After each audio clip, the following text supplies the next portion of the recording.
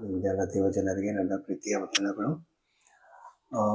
ನಾವು ಈ ತರಗತಿ ನಮ್ಮ ಪ್ರಾರಂಭ ಮಾಡೋಕ್ಕೆ ಮುಂಚೆ ನಾವು ನಮ್ಮ ತಂದೆಯಾಗಿರೋ ದೇವರು ಮತ್ತು ಯೇಸುವ ಮಿಶಿಹ ಮತ್ತು ಪವಿತ್ರಾತ್ಮನಾಗಿರೋ ಸಹಾಯಕನಿಗೆ ನಮ್ಮ ಕೃತಜ್ಞತೆಯನ್ನು ಹೇಳಿ ನಾವು ಈ ಪಾಠವನ್ನು ಪ್ರಾರಂಭ ಮಾಡೋಣ. ನಾವು ಮಾಡ್ತಿರೋದು ಈ ಹಳೆಯ ಒಡಂಬಡಿಕೆಯಲ್ಲಿರುವ ರಕ್ಷಣೆ, ಅವರಿಗೆ ಏನು ರಕ್ಷಣೆ ಬರಬೇಕಾಗಿತ್ತು, ಏನಕ್ಕೆ ರಕ್ಷಣೆ ಅವರಿಗೆ ಬೇಕಾಗಿತ್ತು ಅಂತ. ಸೊ ನಾವು ನೋಡುವಾಗ ಈಗ ದೇವ್ರ ಚಿತ್ತ ನೋಡಿದ್ದೀವಿ. ಅದೇನು ಚಿತ್ತ ದೇವ್ರದ್ದು? ಯಾಜಕರಂತ ಒಂದು ಗುಂಪು ಇತ್ತು. ಆಮೇಲೆ ದೇವ್ರು ಹೇಳ್ತಾ ಇರೋದು, ಈ ಗುಂಪು ಇನ್ನು ವರ್ತಮಾನ ಕಾಲ ಮತ್ತು ಭವಿಷ್ಯ ಕಾಲ. ಸೊ ಈ ಯಾಜಕರು ವರ್ತಮಾನ ಕಾಲದಲ್ಲಿ ಆರೋನ ವಂಶದಲ್ಲಿ ಈ ಭೂಮಿಯಲ್ಲಿರುವ ದೇವಾಲಯದಲ್ಲಿ ಇರಬೇಕು.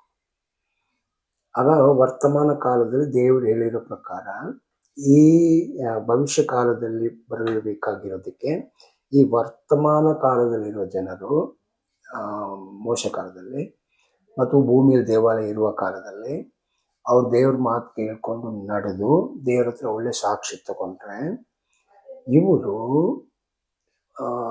ಇನ್ನು ಮುಂದೆ ಭವಿಷ್ಯ ಕಾಲದಲ್ಲಿ ಬರಬೇಕಾಗಿರೋ ಕಾಲದಲ್ಲಿ ಭೂಮಿ ದೇವ್ರಿಗೆ ಸ್ವಂತ ಆಗುವಾಗ, ಆವಾಗ ದೇವ್ರು ಮಾಡುವ ದೇವಾಲಯದಲ್ಲಿ, ಆವಾಗ ದೇವ್ರು ಮಾಡುವ ಅರಮನೆಗಳಲ್ಲಿ ಈ ಜನರು ದೇವರಿಗೆ ಯಾಜಕರು ಸೊಕ್ಕಿಯ ಜನ, ಸ್ವಂತ ಜನ ಅಂತ ಇರಬೇಕಂತಾನೆ ದೇವರು ಆರಿಸ್ಕೊಂಡಿರೋದು. ಇದೇ ಪ್ಲಾನ್, ದೇವರದು ಚಿತ್ತ, ಹಳೆ ಒಡಂಬಡಿಕೆ. ಅವೇನಾಯ್ತು, ಭೂಮಿ ಈಗ ಯಾರ ಕೈಯಲ್ಲಿದೆ? 2 ಕೊರಿಂಥಿಯ 4:4 ಈ ಪ್ರಪಂಚದ ದೇವರು. ಸೊ ಈ ಪ್ರಪಂಚ ದೇವರಿಗೆ ಇದು ನೆರವೇರಬಾರದು. ದೇವರು ಖಂಡಿತ ಗೆಲ್ಲೇಬಾರದು. ದೇವರ ಜನ ಖಂಡಿತ ದೇವರ ಚಿತ್ತದಲ್ಲಿ ನಡಿಬಾರದು. ಅದಕ್ಕೆ ಅವರು ದೇವರ ಜನರಿಗೆ ವಿರೋಧವಾಗಿ ಕ್ರಿಯೆಗಳು ಮಾಡ್ತಾರೆ. ಆ ಥರ ಬರುವಾಗ ಅವರು ಶತ್ರು ಆಗ್ಬಿಡ್ತಾರೆ ದೇವರ ಜನರಿಗೆ. ಅವರು ಇವರನ್ನು ನಡೆಯೋಕ್ಕೆ ಬಿಡಲ್ಲ ಈ ವರ್ತಮಾನ ಕಾಲದಲ್ಲಿ. ಸೊ ವರ್ತಮಾನ ಕಾಲದಲ್ಲಿ ನಡೆದಿಲ್ಲ ಅಂದರೆ ಭವಿಷ್ಯ ಕಾಲದಲ್ಲಿ ದೇವರಿಗೆ ಯಾಜಕರು ಇರಲ್ಲ ಮತ್ತು ದೇವರಿಗೆ ಸ್ವಂತ ಜನ, ಸೊಕ್ಕೆ ಜನ ಇರಲ್ಲ. ಆಗ ಭೂಮಿ ದೇವರು ಸ್ವಂತ ಆಗಲ್ಲ ಅಂತ ತೀರ್ಮಾನ ಮಾಡಿ ಅದಕ್ಕೆ ಹೋರಾಟ ಮಾಡ್ಕೊಂಡಿರೋದು ಈ ಪ್ರಪಂಚದ ದೇವರು. ಹಾಗಾದ್ರೆ ಈ ಎಷ್ಟು ಕಷ್ಟದಲ್ಲಿ ಈಗ ದೇವ್ರನ್ನ ಮಾತು ಹೇಳಿದ್ರೆ ಖಂಡಿತ ದೇವರು ನೆರವೇರಿಸ್ತಾರೆ. ಕಾರಣ ಈ ಹೋರಾಟ ದೇವ್ರಿಗೂ ಜನರಿಗೂ ಅಲ್ಲ, ದೇವರ ಶತ್ರು ಆಗಿರೋ ಸೈತಾನ್ಗೂ. ಆಗ ಖಂಡಿತ ದೇವರಿಗೆ ದೇವ್ರ ಜನ ಮೇಲೆ ಕೋಪ ಬರ್ತದೆ. ಆದರೆ ಸೈತಾನ್ ಗೆಲ್ಲೋ ಥರ, ದೇವರ ಶತ್ರು ಗೆಲ್ಲೋ ಥರ ದೇವ್ರ ಸ್ವಂತ ಜನದ ಮೇಲೆ ಕೋಪ ತೋರ್ಸೋಕ್ಕಾಗಲ್ಲ. ಅಲ್ಲಿ ಸೋಲು ದೇವರದೇ ಆಗ್ತದೆ. ದೇವ್ರಿಗೆ ಕೋಪ ಬರ್ತದೆ, ಆದರೆ ದೇವರು ತುಂಬ ದೀರ್ಘವಾಗಿ ಕೋಪವನ್ನು ತೋರಿಸ್ತಾರೆ, ಚಿತ್ತವನ್ನು ನೆರವೇರಿಸ್ತಾರೆ. ಆಗ ದೇವರು ಇಲ್ಲಿ ಶತ್ರುಗಳನ್ನ ಉಪಯೋಗ ಮಾಡಿಕೊಂಡು ದೇವರ ಚಿತ್ತ ನೆರವೇರಿಸೋದಕ್ಕೇನೆ ದೇವರು, ನೀವು ನೋಡಿ ನಾನು ಹೆಂಗೆ ನಿಮ್ಮನ್ನು ರಕ್ಷಣೆ ಮಾಡ್ತೇನೆ, ನೀವು ಜಸ್ಟ್ ಇರಿ, ನಾನು ಮಾಡ್ತೇನೆ ಅಂತ ದೇವರು ಇವರನ್ನು ನಡೆಸ್ಕೊಂಡು ಹೋಗ್ತಾ ಇರೋದು. ಹಾಗೇನಾಯ್ತು, ಈಗ ಈ ಬೆಟ್ಟ ಅಂತ ಇಳಿದು ಬರೀ 45 ದಿವಸಕ್ಕೆ ಇವರು ಪಾಪ ಮಾಡಿಬಿಟ್ಟಿದ್ದಾರೆ. ಈಗ ಪಾಪದ ಫಲಗಳು ಏನೇನು ಬಂತು ಅಂತ ನಾವು ಮುಂದಿನ ತರಗತಿಯಲ್ಲಿ ನೋಡೋಣ, ಎಷ್ಟೆಷ್ಟು ಥರ ಬಂತಂತ. ಇವಾಗ ನಾವು ನೋಡೋದು ಬರೀ 40 ವರ್ಷ, ಅರ್ಥ ಈ ಅರಣ್ಯದಿಂದ ನಡ್ಕೊಂಡು ಹೋಗಿ ಕಾನಾನಿಗೆ ಸೇರೋವಷ್ಟಿಗೆ ಮಾತ್ರ ಇರೋ ಚಿತ್ತ ನಾವಿಲ್ಲಿ ನೋಡ್ತೀವಿ ಇವತ್ತು ಈ ಒಂದು ತರಗತಿಯಲ್ಲಿ. ಅದೇನದು? ಈಗ ನಾವು ಈ ಬೆಟ್ಟದ ಮೇಲೆ ಪಾಪ ಬಂತು, ಬೆಟ್ಟದ ಮೇಲೆ ಮೋಶ ಇರುವಾಗ ಭೂಮಿಯಲ್ಲಿ ಜನ ಪಾಪ ಮಾಡಿಬಿಟ್ರು, ಬಸವನ್ನು ಮಾಡಿರೋದು. ಇದು ದೇವರಿಗೆ ಗೊತ್ತಾಗಿ ದೇವರ ಮೋಶೆಗೆ ತಿಳಿಸ್ತಾ ಇದ್ದಾರೆ. ಸೊ ನಾವೀಗ ಓದೋಣ, ಅದು ವಿಮೋಚನ ಕಾಂಡ 32, ಇಲ್ಲ ಇದು 32 ಬರಲ್ಲ, 32, 31. 32 1ನೇ ವಚನ ಅನ್ನೋದು 31. ಆಗ ಮೋಶೆ ಯೆಹೋವನ ಬಳಿಗೆ ತಿರುಗಿ ಹೋಗಿ, ಅಯ್ಯೋ ಅಯ್ಯೋ, ಈ ಜನರು ಮಹಾಪಾಪವನ್ನು ಮಾಡಿದ್ದಾರೆ. ಓಕೆ, ನೋಡಿ, ಮೋಶೆ ದೇವ್ರ ಹತ್ರ ಇದು ಬೆಟ್ಟದಲ್ಲಿ 40 ದಿವಸ ಆಗಿದ್ಮೇಲೆ ನಡೀತಾ ಇರೋದು. ಆ ನೋಡಿ, ಇದು ಸ್ವಲ್ಪ ಇನ್ನು 30 ಓದ್ಬಿಟ್ರೆ ಚೆನ್ನಾಗಿರ್ತದಲ್ವಾ? 30 ಓದ್ಬೇಕಾದ. ಈಗ ನೀವು ಓಕೆ ಸರಿ, ಓದಿ, ಇಲ್ಲೇ ಓದಿ, ರಿಟರ್ನ್ ಅದೇ ಓದಿ 31. ಆಗ ಮೋಶೆ ಯೆಹೋವನ ಬಳಿಗೆ ತಿರುಗಿ ಹೋಗಿ, ಅಯ್ಯೋ ಅಯ್ಯೋ, ಈ ಜನರು ಮಹಾಪಾಪವನ್ನು ಮಾಡಿದ್ದಾರೆ, ಚಿನ್ನದ ದೇವರನ್ನು ಮಾಡಿಕೊಂಡಿದ್ದಾರೆ. ಓಕೆ, ಹಾಗಾದ್ರೆ ಏನು? ವಾಪಸ್ ಹೋಗಿ, ಹಾಗಾದ್ರೆ ಕೆಳಗೆ ಬಂದು ಹೊಡೆದಾಕ್ಬಿಟ್ಟು ಆರ್ಡರ್ಗಳು ಇಲ್ಲೆಲ್ಲ ಆಗ್ಬಿಟ್ಟಿದೆ, ಹೊಡೆದಾಕ್ಬಿಟ್ಟು ಏನ್ ಮಾಡಿದ್ದಾರೆ, ವಾಪಸ್ಸು ಮೇಲೆ ಹೋಗ್ತಾ ಇದ್ದಾರೆ. ತಿರ್ಗಾ ಹೋಗ್ಬಿಟ್ಟು ದೇವ್ರ ಹತ್ರ ಈಗ ಏನ್ ಹೇಳ್ತಿದ್ದಾರೆ, ದೇವ್ರೆ ನೀವು ಕ್ಷಮಿಸಿ, ನೀವು ಕ್ಷಮಿಸ್ಲೇಬೇಕು ಈಗ. ಹಾಗಾದ್ರೆ ಏನ್ ಅರ್ಥ? ಈಗ ಈ ದೇವ್ರಿಗೆ ಇವ್ರು ಮಾಡಿರೋ ತಪ್ಪು ಮೇಲೆ ಇವ್ರು ಒಡಂಬಡಿಕೆ ಮಾಡಿ ಒಡಂಬಡಿಕೆ ತಪ್ಪು ಮಾಡಿದ್ರೆ ಒಡಂಬಡಿಕೆಯಲ್ಲಿ ಆಶೀರ್ವಾದ ಮತ್ತು ಅನುಗ್ರಹ ಶಾಪ ಇರ್ತದೆ. ಸೊ ಖಂಡಿತ ದೇವ್ರು ಸುಳ್ಳು ಹೇಳಕ್ಕಾಗಲ್ಲ, ಸುಳ್ಳು ಹೇಳೋ ದೇವರಲ್ಲ. ದೇವ್ರು ಹೇಳಿ ಮಾತು ಬದಲಿಸೋ ದೇವರಲ್ಲ. ದೇವ್ರ ಮಾತುಗಳನ್ನು ಆಗ ಏನಾಯ್ತು, ಈಗ ದೇವ್ರು ಆಲ್ರೆಡಿ ಇವ್ರು ಮಾಡಿರೋ ತಪ್ಪಿಗೆ ಇವ್ರಿಗೆ ದಂಡನೆ ಬರ್ಬೇಕೀಗ. ಬಟ್ ಈಗ ದಂಡಿಸ್ಬಿಟ್ರೆ ಏನಾಗ್ತದೆ ನೋಡಿ, ಎಷ್ಟು ಇದು ಯಾಕೆ ಹಿಂಗ್ ಮಾಡ್ತಾ ಇರೋದು ಕಾರಣ, ಸೈತಾನ್ಗೆ ದೇವ್ರ ಬಗ್ಗೆ ಚೆನ್ನಾಗಿ ಗೊತ್ತು. ಸೈತಾನ್ಗೆ ಗೊತ್ತು ಮನುಷ್ಯರು ಸುಳ್ಳು ಹೇಳ್ಬಿಟ್ಟು ಬೇರೆ ಮಾತು ಹೇಳ್ತಾರಂತ, ಬೇರೆ ಬೇರೆ ಮಾತುಗಳು. ಬಟ್ ಸೈತಾನ್ಗೆ ಗೊತ್ತು ಚೆನ್ನಾಗಿ ದೇವ್ರು ಸುಳ್ಳು ಹೇಳಕ್ಕಾಗಲ್ಲ. ಈಗ ದೇವರು ಸುಳ್ಳು ಹೇಳ್ಬಿಟ್ರೆ ಸೈತಾನ್ಗೂ ದೇವ್ರಿಗೂ ಏನು ವ್ಯತ್ಯಾಸ? ಹಾಗಾದ್ರೆ ಸೈತಾನ್ ಗೊತ್ತು, ಸೈತಾನ್ ಸುಳ್ಳು ಹೇಳ್ಬೋದು, ಆದ್ರೆ ದೇವ್ರ ಏನ್ ಮಾಡ್ಬಾರ್ದು, ಸುಳ್ಳು ಹೇಳ್ಬಾರ್ದು. ಈಗ ದೇವ್ರ ಗೊತ್ತು ಸೈತಾನ್ ಸುಳ್ಳು ಹೇಳ್ಬೋದು, ಬಟ್ ದೇವ್ರ ಸುಳ್ಳು ಹೇಳಲ್ಲ, ದೇವ್ರ ಸುಳ್ಳು ಹೇಳ್ಬಾರ್ದು. ಈಗ ದೇವ್ರ ಸುಳ್ಳು ಹೇಳ್ಬಿಟ್ರೆ ದೇವ್ರಿಗೂ ಸೈತಾನ್ಗೂ ಏನು ವ್ಯತ್ಯಾಸ ಆಗ್ತದೆ? ಹಾಗಾದ್ರೆ ಏನ್ ಪರಿಸ್ಥಿತಿ ಬಂದ್ರು ದೇವರು ಸುಳ್ಳು ಹೇಳಲ್ಲ, ಸುಳ್ಳು ಹೇಳಲೇಬಾರ್ದು. ಈಗ ಏನ್ ಪರಿಸ್ಥಿತಿ ಬಂದ್ರು ಸೈತಾನ್ಗೆ ಏನು, ದೇವ್ರು ಸುಳ್ಳುಗಾರ ಅಂತ ತೋರಿಸ್ಬೇಕು ದೇವರ ಜನರಿಗೆ. ನೋಡಿ, ನಿಮ್ ದೇವ್ರು ಸುಳ್ಳುಗಾರು, ನಿಮ್ ದೇವ್ರು ಹೇಳ್ತಾರ ಮಾಡಲ್ಲ. ಈಗ ಸೈತಾನ್ಗೆ ಆ ಥರ ನೀತಿಯಾಗಿರ್ಬೇಕಂತ ಏನಿಲ್ಲ. ಸೈತಾನ್ಗೆ ಸುಳ್ಳು ಹೇಳ್ಬೋದು, ಮಾತು ಬದಲಿಸ್ಬೋದು, ಕೊಲೆ ಏನ್ ಬೇಕಾದ್ರೂ ಮಾಡ್ಬೋದು. ಅವ್ನಿಗೆ ನ್ಯಾಯ ನೀತಿ ಏನೂ ಇಲ್ಲ. ಅವ್ನ ಹೋರಾಟ ಏನು, ನೀನ್ ಖಂಡಿತ ನ್ಯಾಯದಲ್ಲಿ ನಡೆಯಕ್ಕಾಗಲ್ಲ ದೇವರಿಗೆ. ಸೊ ಅದಕ್ಕೆ ಈಗ ಸೈತಾನ್ ಏನ್ ಮಾಡ್ತಾನೆ, ಎಂಥ ಪರಿಸ್ಥಿತಿ ಮಾಡ್ತಾನಂದ್ರೆ ದೇವ್ರ ಗಲಿಬಿಲಿ ಆಗ್ಬೇಕು. ಈಗ ದೇವ್ರ ಗಲಿಬಿಲಿ ಆಗ್ಬಿಟ್ಟು ಒಂದೇ ಜನ ನಾಶ ಮಾಡ್ಬೇಕು, ಇಲ್ಲ ದೇವ್ರು ಸುಳ್ಳು ಹೇಳ್ಬೇಕು. ಈ ತರ ಪರಿಸ್ಥಿತಿಯಲ್ಲಿ ದೇವ್ರನ್ನ ತಂದು ಹಾಕ್ಬಿಡ್ತಾನೆ. ಇವತ್ತು ಕ್ರೈಸ್ತರು ಇದು ಅರ್ಥ ಮಾಡ್ಕೊಳ್ತಾ ಇಲ್ಲ. ಕ್ರೈಸ್ತರು ಸೈತಾನ್ಗೆ ಶಕ್ತಿ ಇಲ್ಲ ಅಂತ ತಿಳ್ಕೊಂಡಿದ್ದಾರೆ. ನೋಡಿ, ಇಲ್ಲಿ ಬಂದಿರೋ ಗತಿ ನೋಡಿ ಏನಂತ. ಈಗ ದೇವರು ಒಡಂಬಡಿಕೆ ಮಾಡಿದ್ದಾರೆ, ನಿಮ್ಮನ್ನ ನಾನು ಯಾಜಕರಂತ ಮಾಡ್ಕೊಳ್ಬೇಕಂತ, ರಕ್ತದ ಮುಖಾಂತರ ಒಡಂಬಡಿಕೆನೂ ಮಾಡ್ಕೊಂಡಿದ್ದಾರೆ. ಆ ಒಡಂಬಡಿಕೆ ಮಾಡಿದ ಮೇಲೆ ಬೆಟ್ಟ ಹತ್ತಿರೋದು. ಆಗ ಒಡಂಬಡಿಕೆ ಆಗಿದೆ. ಒಡಂಬಡಿಕೆ ಪ್ರಕಾರ ನೀವು ನಡೆದ್ರೆ ನಿಮ್ಗೆ ಯಾಜಕರು, ನಡೆದಿಲ್ಲ ಅಂದ್ರೆ ಇಲ್ಲ. ಸೊ ಅಲ್ಲಿ ಬರ್ದಿರೋರು ನಡೆದ್ರೆ, ಇವ್ರು ನಡೀತೀರಾ ಅಂತ ಹೇಳಿದಕ್ಕೆ ಈ ಒಡಂಬಡಿಕೆ ಬಂತು. ನಡೆಯೋಣ ಅಂತ ಹೇಳಿದ್ರೆ ನೀವು ನನ್ನ ಜನ ಇಲ್ಲ ಅಂತ ಹೇಳ್ಬಿಟ್ಟಿರ್ತಾರೆ ಅವಾಗಲೇನೆ. ಆಗ ದೇವ್ರ ಜನವಾಗಿ ಇಟ್ಕೊಂಡು ತಪ್ಪು ಮಾಡೋದು, ಅದು ನೀತಿ ದೇವ್ರು ಕೇಳ್ತಾರೆ. ಅದೇ ತರ ಈಗ ದೇವ್ರ ಕ್ಷಮಾಪಣೆ ಮಾಡೋಕಿದ್ರು ಸೈತಾನ್ ಏನ್ ಹೇಳ್ತಾನೆ, ನೋಡಿ, ನಿನ್ ಜನರಿಗೂ ನನ್ನ ಜನರಿಗೆ ಏನು ವ್ಯತ್ಯಾಸ? ನಿನ್ ಜನರು ನನ್ನ ಜನರ ತರನೇ ತಪ್ಪು ಮಾಡ್ತಿದ್ದಾರೆ, ಮತ್ತು ನೀನು ದೊಡ್ಡವನು ನೀನು. ಈ ತರ ಅವ್ರ ಮಧ್ಯದಲ್ಲಿ ಹೋರಾಟ ಬರ್ತದೆ. ಅದಕ್ಕೆ ಸೈತಾನ್ಗೆ ಹೆಂಗಾದ್ರು ದೇವ್ರ ಜನ ಪಾಪ ಮಾಡ್ಬೇಕು, ದೇವ್ರ ಸುಳ್ಳು ಹೇಳ್ಬೇಕು, ಈ ತರ ದೇವ್ರ ಸೋಲ್ಬೇಕಂತ ಪರಿಸ್ಥಿತಿಗಳು ಉತ್ಪತ್ತಿ ಮಾಡ್ತಾನೆ ಇರ್ತಾನೆ. ಆಗ ದೇವ್ರಿಗೂ ಒಂಥರ ರಕ್ಷಣೆನೇ ಇದು. ದೇವ್ರ ಜನನು ರಕ್ಷಣೆ ಮಾಡೋದು ದೇವ್ರಿಗೂ ಒಂಥರ ರಕ್ಷಣೆ ಇದು. ಆಗ ದೇವ್ರು ಗೊತ್ತಾಯ್ತು ಸೈತಾನ್ ಈ ತರ ಮಾಡ್ತಾನೆ ಅಂತ. ಇವತ್ತು ಮಾಡ್ಬಿಟ್ಟಿದ್ದಾರೆ, ತಪ್ಪು ಮಾಡ್ಬಿಟ್ಟಿದ್ದಾರೆ. ಈಗ ಮೋಶೆ ವಾಪಸ್ ಹೋಗ್ಬಿಟ್ಟು ದೇವ್ರ ಹತ್ರ ಕೇಳ್ತಾ ಇದ್ದಾರೆ, ದೇವ್ರೆ ದೊಡ್ಡ ತಪ್ಪು ಮಾಡಿದ್ದಾರೆ ಇವರು, ನನ್ಗೆ ಗೊತ್ತು ದೇವ್ರೆ ಇವ್ರು ಮಾಡಿದ್ರು. ಕಾರಣ ಮೋಶೆಗೆ ದೇವ್ರ ಹತ್ರ ಹೋಗ್ಬಿಟ್ಟು ದೇವ್ರನ್ನ ನೋಡಿದ್ಮೇಲೆ ಎಂತ ದೇವ್ರಂತ ಮೋಶೆ ಗೊತ್ತಾಗಿದ್ಮೇಲೆ ದೇವ್ರಿಗೆ ಮೋಶೆಗೆ ಅರ್ಥ ಆಯ್ತು, ಖಂಡಿತ ಇದು ದೊಡ್ಡ ತಪ್ಪು ಮಾಡಿದ್ದಾರೆ ಇವರು, ಈ ಒಡಂಬಡಿಕೆಗೆ ವಿರುದ್ಧವಾಗಿ ನಡೆದು ದೊಡ್ಡ ತಪ್ಪು. ಈ ಸಾಮಾನ್ಯವಾಗಿ ಭೂಮಿಯಲ್ಲಿ ನಾವು ದೊಡ್ಡ ಮನುಷ್ಯರಿಗೆ ವಿರೋಧವಾಗಿ ಏನಾದ್ರೂ ಒಂದು ಮಾತು ತಪ್ಪು ಮಾಡಿದ್ರೆ ಸುಮ್ಮನೆ ಇರ್ತಾರ? ಅಧಿಕಾರಿಯಾಗಿರೋ ವ್ಯಕ್ತಿಗಳಿಗೆ ತಪ್ಪು ಅನ್ನೋರೆ ಸುಮ್ಮನೆ ಇರ್ತಾರೋ? ಎಂತ ದೊಡ್ಡ ಮನ್ಸು ಬೇಕು ಕ್ಷಮಾಪಣೆ ಮಾಡಕ್ಕೆ. ನಾವು ಹೇಳ್ಬೋದು ದೇವ್ರು ಕ್ಷಮಾಪಣೆ ಅಂತ, ಬಟ್ ಕ್ಷಮಾಪಣೆ ಮಾಡೋಕೆ ನೀತಿ ಇರಬೇಕು. ಈಗ ಸೈತಾನ್ ಇಲ್ಲಾದ್ರೆ ದೇವ್ರು ಕ್ಷಮಾಪಣೆ ಮಾಡಿರ್ತಾರೆ. ಬಟ್ ಈಗ ದೇವ್ರು ಪಾಯಿಂಟ್ ಔಟ್ ಮಾಡಕ್ಕೆ ಸೈತಾನ್ ಇದ್ದಾನೆ ಆಪೋಸಿಟ್ ಅಲ್ಲೇ, ದೇವ್ರಿಗೆ ಕಾಯ್ತಾ ಇದ್ದಾನೆ ಅವ್ನ ಶತ್ರುವಾಗಿ. ಆಗ ಮೋಶೆ ಹೋಗಿ ದೇವ್ರ ಹತ್ರ ಹೇಳ್ತಿದ್ದಾರೆ, ದೇವ್ರೆ ನನಗೆ ಗೊತ್ತು ತುಂಬ ದೊಡ್ಡ ತಪ್ಪಾಗಿದೆ. ನೆಕ್ಸ್ಟ್. ಆದರೂ ನೀನು ಕರುಣವಿಟ್ಟು ಅವರ ಪಾಪವನ್ನು ಕ್ಷಮಿಸಬೇಕು. ಒಂದು ನಿಧಾನಿಗೆ ಅದೇನು ಹೇಳ್ತಿದ್ದಾರೆ ಅವರು, ನೋಡಿ ದೇವ್ರೆ, ನನ್ಗೆ ಅರ್ಥ ಆಗ್ತಾ ಇದೆ, ಬಟ್ ನೀವು ದೊಡ್ಡವರು ನೋಡಿ. ಇದು ದೇವ್ರಿಗೆ ಮೋಶೆ ದೇವರಿಗೆ ಬುದ್ಧಿ ಮಾತು ಹೇಳ್ತಾರೆ ಅಂತ ಅಲ್ಲ, ಇದು ಸನ್ನಿವೇಶ ನೋಡ್ಕೊಳ್ಳಿ. ಮೋಶೆಯಿಂದ ದೇವ್ರ ಬುದ್ಧಿ ಮಾತು ಕಲಿಬೇಕಂತ ಏನಿಲ್ಲ, ಮತ್ತು ದೇವರಿಗಿಂತ ಬುದ್ಧಿಶಾಲಿ ಆಗ್ಬಿಡ್ತಾರಂತ ಏನಿಲ್ಲ. ದೇವ್ರೇ, ಮೋಶೆನೇ. ಆದರೆ ಈಗ ಪರಿಸ್ಥಿತಿ ಹೆಂಗ್ ಬಂದಿದೆ ಅಂದ್ರೆ ಒಡಂಬಡಿಕೆ ಮಾಡ್ಕೊಂಡಿದ್ದಾರೆ. ಆಗ ಈಗ ಅರ್ಥ ಆಗ್ತದೆ ಮೋಶೆಗೆ, कारण ಇದಕ್ಕೆ ಮಧ್ಯಸ್ಥರು ಮೋಶೆ. ಸೊ ಮೋಶೆಗೆ ಅರ್ಥ ಆಗೋದು. ಸೊ ಮೋಶೆ ದೇವ್ರ ಹತ್ರ ಹೇಳ್ತಿದ್ದೆ, ದೇವ್ರೆ ಆದರೂ ಏನೋ ಮಾಡಿ ನೀವು ಅವರನ್ನು ಕ್ಷಮಿಸ್ಬಿಡಿ. ಈ ಮಾತಿಗೆ ಅರ್ಥ ಏನು? ಹಾಗಾದ್ರೆ ಮೋಶೆಗೆ ಚೆನ್ನಾಗಿ ಗೊತ್ತು, ದೇವ್ರ ಕೈಯಲ್ಲಿ ಉಪಾಯಗಳು ಇರ್ತದೆ, ಏನೋ ಒಂದು ಮಾರ್ಗ ಇರ್ತದೆ. ಈಗ ದೇವ್ರ ಅಂತ ಹೇಳುವಾಗ ಖಂಡಿತ ಏನೋ ಒಂದು ಮಾರ್ಗ ಇದ್ದೇ ಇರ್ತದೆ. ಕಾರಣ ದೇವ್ರಿವರನ್ನು ದಂಡನೆ ಮಾಡಬಹುದು, ದಂಡಿಸಬಹುದು ಅಂತ ಮೋಶೆಗೆ ಗೊತ್ತು.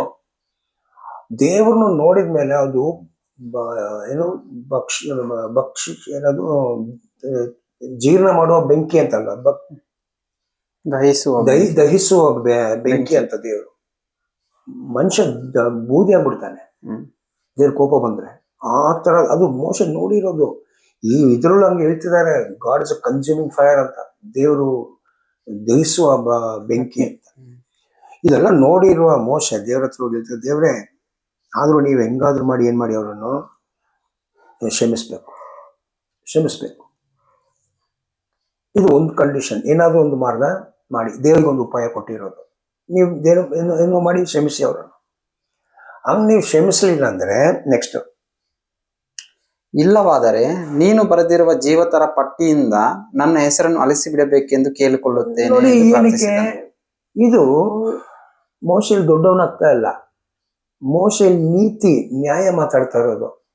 ದೇವ್ರೆ ನೋಡಿ, ಈಗ ನಾನು ಈ ಒಡಂಬಡಿಕೆಗೆ ನಾನೇ ಮಧ್ಯಸ್ಥನು, ಇದಕ್ಕೆ ನಾನೇ ಮಧ್ಯಸ್ಥನು. ಈಗ ನಿಜವಾಗಿ ನೋಡಿದ್ರೆ ಅವ್ರನ್ನು ಸರಿಯಾಗಿರೋ ದಾರಿಯಲ್ಲಿ ನಡೆಸೋದು ನನ್ನ ಜವಾಬ್ದಾರಿಯಾಗಿದೆ. ನಾನು ಅವ್ರನ್ನು ಕರೆಕ್ಟಾಗಿ ಕರ್ಕೊಂಡು ಹೋಗಿರ್ಬೇಕು. ಇದಾಗಿರೋದು ನಾನು ಇಲ್ಲದ ಸಮಯದಲ್ಲಿ. ಈಗ ನಾನು ಇಲ್ಲದ ಸಮಯದಲ್ಲಿ ಆಗಿದ್ದಕ್ಕೆ ನೀವು ದಂಡನೆ ಅವ್ರಿಗೆ ಮಾತ್ರ ಕೊಟ್ಬಿಟ್ಟು ನನ್ನನ್ನು ದಂಡಿಸಿಲ್ಲ ಅಂದ್ರೆ ಅದು ನ್ಯಾಯ ಅಲ್ಲ ದೇವರೇ. ಕಾರಣ ನಾನು ನನ್ನ ಡ್ಯೂಟಿ ಮಾಡಿಲ್ಲ. ಈಗ ನಾನಲ್ಲಿ ಇದ್ದಿರುವಾಗ ನಾನು ನೋಡ್ಕೊಳ್ತಾ ಇದ್ದೆ ಇವ್ರು ಮಾಡಲ್ಲ ಅಂತ. ಮತ್ತು ಈಗ ನಾನು ಇಲ್ಲ, ನನ್ನ ಅಣ್ಣನೇ ಅಲ್ಲಿ ಇದ್ದಿರೋದು. ಅದಕ್ಕೆ ನೀವು ನನ್ನ ಹೆಸರು ಏನು ಮಾಡಬೇಡಿ, ಅವ್ರ ಜೊತೆಯಲ್ಲೇ ಅವರು ಹೆಸರು ನೀವು ತೆಗೆದಾಕಿದ್ರೆ ಅವ್ರ ಜೊತೆಯಲ್ಲಿ ನನ್ನನ್ನು ಏನು ಮಾಡಿ, ನನ್ನನ್ನು ಮಾತ್ರ ಜೀವದಲ್ಲಿ ಸೇರಿಸ್ಬಿಟ್ಟು ಅವ್ರನ್ನೆಲ್ಲ ಮರಣ ಲೋಕಕ್ಕೆ ಕಳಿಸೋದಂದ್ರೆ ನನಗೂ ಆ ಜೀವ ಬೇಡ ಅಂತ ಹೇಳ್ತಿದ್ದಾರೆ. ನನಗೂ ಆ ಜೀವ, ದೇವ್ರ ಮುಂದೆ ಎರಡು ಮಾರ್ಗ ಇದೆ. ಒಂದು ದೇವ್ರೆ ನೀವೇ ಏನಾದರೂ ಉಪಾಯ ಮಾಡಿ, ದುಡ್ಡು ಮನಸ್ಸು ಮಾಡಿ ನೀವೇ ಕ್ಷಮಾಪಣೆ ಮಾಡಿ. ಇಲ್ಲ ನೀವು ಕ್ಷಮಿಸೋಕ್ಕಾಗಲ್ಲ ಅಂದ್ರೆ ನನಗೆ ಮಾತ್ರ ರಕ್ಷಣೆ ಕೊಡಬೇಡಿ, ನನ್ನ ಜನರಿಗೆ ಇಲ್ಲದ ರಕ್ಷಣೆ ನನಗೆ ಬೇಡ. ನಾನು ಏನು ಮಾಡಿ ಅವ್ರ ಜೊತೆಯಲ್ಲಿ ನಾಶ ಮಾಡಬೇಡಿ. ಕಾರಣ ಇದಕ್ಕೆ ಮಧ್ಯಸ್ಥನು ನಾನು, ಇದಕ್ಕೆ ಜವಾಬ್ದಾರಿ ನಾನು ತಗೊಳ್ತಾ ಇದ್ದೇನೆ. ಸೊ ಇದಕ್ಕೆ ಇನ್ನೊಂದು ಅರ್ಥನೂ ಬಂತು ಆಟೋಮೆಟಿಕ್ ಆಗಿ. ಏನದು, ನಾನು ಹೋಗ್ಬಿಟ್ಟು ಇನ್ನು ಮುಂದೆ ತಪ್ಪು ಮಾಡದೆ ನೋಡ್ಕೊಳ್ತೀನಿ ಅಂತನೂ ಜವಾಬ್ದಾರಿ ಆಗ್ತದೆ ಇದರಲ್ಲಿ ಆಟೋಮೆಟಿಕ್. ಅದು ಇಂಡೈರೆಕ್ಟು ಹೇಳದೆ ಹೇಳಿರೋ ಒಂದು ಸ್ಥಿತಿ ಬಂದ್ಬಿಡ್ತದೆ. ಅದು ನಾನು ನೋಡ್ಕೊಳ್ತೀನಿ ದೇವರೇ ಅಂತ. ನಾವು ಈ ಭೂಲೋಕದಲ್ಲಿ ನಾವು ಸ್ಕೂಲ್ ಟೀಚರ್ ಹತ್ರ ನಾವು ಟೀಚರ್ ನಾವು ಟೀಚರ್ ಪ್ಲೀಸ್ ಈ ಸತಿ ನೆಕ್ಸ್ಟ್ ಟೈಮು ನಾನು ನೋಡ್ಕೊಳ್ತೀನಿ, ಮಾಡಿಲ್ಲ ಅಂದ್ರೆ ನಾವು ಈ ಜವಾಬ್ದಾರಿ ನಾವು ಒಂದೊಂದು ಸತಿ ನಮ್ಮ ಮಕ್ಕಳಿಗಾಗಿ ನಾವು ಪ್ರೀತಿ ಮಾಡೋದಾಗಿ ನಾವು ಈ ಭೂಲೋಕದಲ್ಲಿ ತಗೊಳ್ತಾ ಇದ್ದೀವಿ.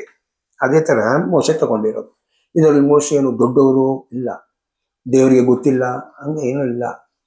ಆ ಸಮಯದಲ್ಲಿ ಆ ಸಿಚುವೇಶನಲ್ಲಿ ಮೋಶೆ ಕರೆಕ್ಟಾಗಿ ಎರಡು ವಿಷಯನೂ ದೇವ್ರ ಮುಂದೆ ಪ್ರಸ್ತುತಿ ಮಾಡಿಬಿಟ್ಟು, ದೇವ್ರಿಗೆ ಈ ಥರ ಎರಡು ವಿಷಯ ಇದೆ, ತೀರ್ಮಾನ ನಿಂದು ದೇವ್ರೆ, ನೀವೇ ದೊಡ್ಡವರು ಅಂತ ಹೇಳ್ಬಿಟ್ಟು ಮೋಶೆ ಅಲ್ಲಿಂದ ಬರ್ಬೇಕೀಗ.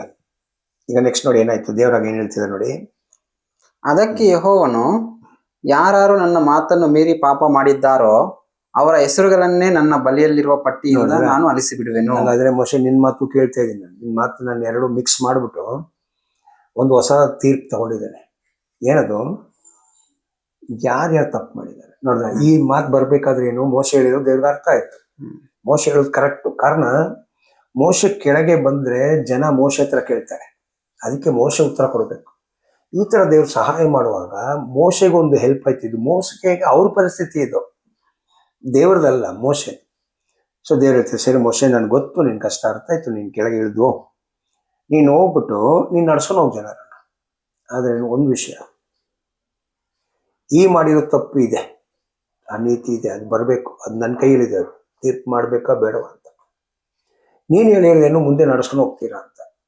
ಆಗ ನೀನು ಮುಂದೆ ನಡ್ಸ್ಕೊಂಡು ಹೋದ್ರೆ ನಿನ್ನ ಹೆಸರು ಬುಕ್ಕಲ್ಲಿ ಇರ್ತದೆ, ನಿನ್ನ ಜೊತೆಲಿ ಬರೋರ ಹೆಸರು ಇರ್ತದೆ. ಇಲ್ಲ ನಾನು ಎಲ್ಲರನ್ನೂ ದಂಡಿಸ್ಬಿಡ್ತೀನಿ ಅಂತನೂ ಒಂಥರ ಫುಲ್ ಸಿಚುವೇಶನ್ ಚೇಂಜ್ ಆಗ್ಬಿಡ್ತೀವಿ ಇಲ್ಲಿಗೆ. ಈಗ ಬಂದ್ಮೇಲೆ ಭವಿಷ್ಯ ಕಾಲದ ಇದು, ಆಗ ಮೋಶೆಗೆ ಹತ್ತದು ನೀನು ಹೋಗು. ಆದ್ರೆ ಇನ್ನು ಮುಂದೆ ಯಾರು ಪಾಪ ಮಾಡ್ತಾರಲ್ಲ, ಇವರು ಆಲ್ರೆಡಿ ಒಂದು ಪಾಪ ಮಾಡಿದ್ದಾರೆ, ಈ ಬಸವ ಮಾಡಿರೋದು ತಪ್ಪಿದೆ. ಇನ್ನು ಮುಂದೆ ನಿನ್ನ ಜೊತೆಲಿ ನಡ್ಕೊಂಡು ಬರುವಾಗ ತಪ್ಪು ಮಾಡಿದ್ರೆ ನಾನು ಇವ್ರನ್ನು ಖಂಡಿತ ಬಿಡಲ್ಲ. ನೆಕ್ಸ್ಟ್, ನೀನು ಇಲ್ಲಿಂದ ಹೊರಟು ನಾನು ನಿನಗೆ ಹೇಳಿದ ದೇಶಕ್ಕೆ ಈ ಜನರನ್ನು ನಡೆಸಿಕೊಂಡು ಹೋಗು. ಓದಿ. ಹೋಗು, ನನ್ನ ದೂತನು ನಿನ್ನ ಮುಂದಗಡೆಯಲ್ಲಿ ನಡೆಯುವನು. ಆದರೂ ನಾನು ಅವರನ್ನು ಶಿಕ್ಷಿಸುವಾಗ ಅವರ ಪಾಪಕ್ಕೆ ತಕ್ಕಂತೆ ಶಿಕ್ಷಿಸುವೆನು. ಓಕೆ, ಹಾಗೇನಾಯ್ತು? ಸರಿ ಮೋಶೆ, ಆಯ್ತಲ್ಲ, ಆಯ್ತು, ಹೋಗು. ನಿನ್ನ ಜೊತೆಲಿ ನನ್ನ ದೂತನೂ ಬರ್ತಾರೆ, ನಿನ್ನ ಜೊತೆಲಿ ಇರ್ತಾರೆ. ಈ ದೂತ ನಡ್ಸ್ಕೊಂಡು ಹೋಗ್ತಾರೆ. ಈ ದೂತ ನಡ್ಸ್ಕೊಂಡು ಹೋಗುವಾಗ ಒಂದು ವಿಷಯ ಇದೆ, ನೀವು ಅವ್ರನ್ನು ಕೇಳ್ಕೊಂಡು ನಡಿಬೇಕು. ಇಲ್ಲಾಂದ್ರೆ ನಾನು ತಪ್ಪು, ನನ್ನ ದಂಡನೆ ಕೊಡ್ತೀನಿ ಅಂತ ಬಂತು ಅಲ್ಲಿ, ಆಯ್ತಾ? ಸೊ ಈಗ ಈ ದೂತದ ವಿಷಯ ಇನ್ನು ಸ್ವಲ್ಪ ಡೀಟೇಲ್ ಆಗಿ ನಾವು ನೋಡ್ಬೇಕು. ಅದಕ್ಕೆ ವಿಮೋಚನ ಕಂಡ 23 ಅಲ್ವಾ,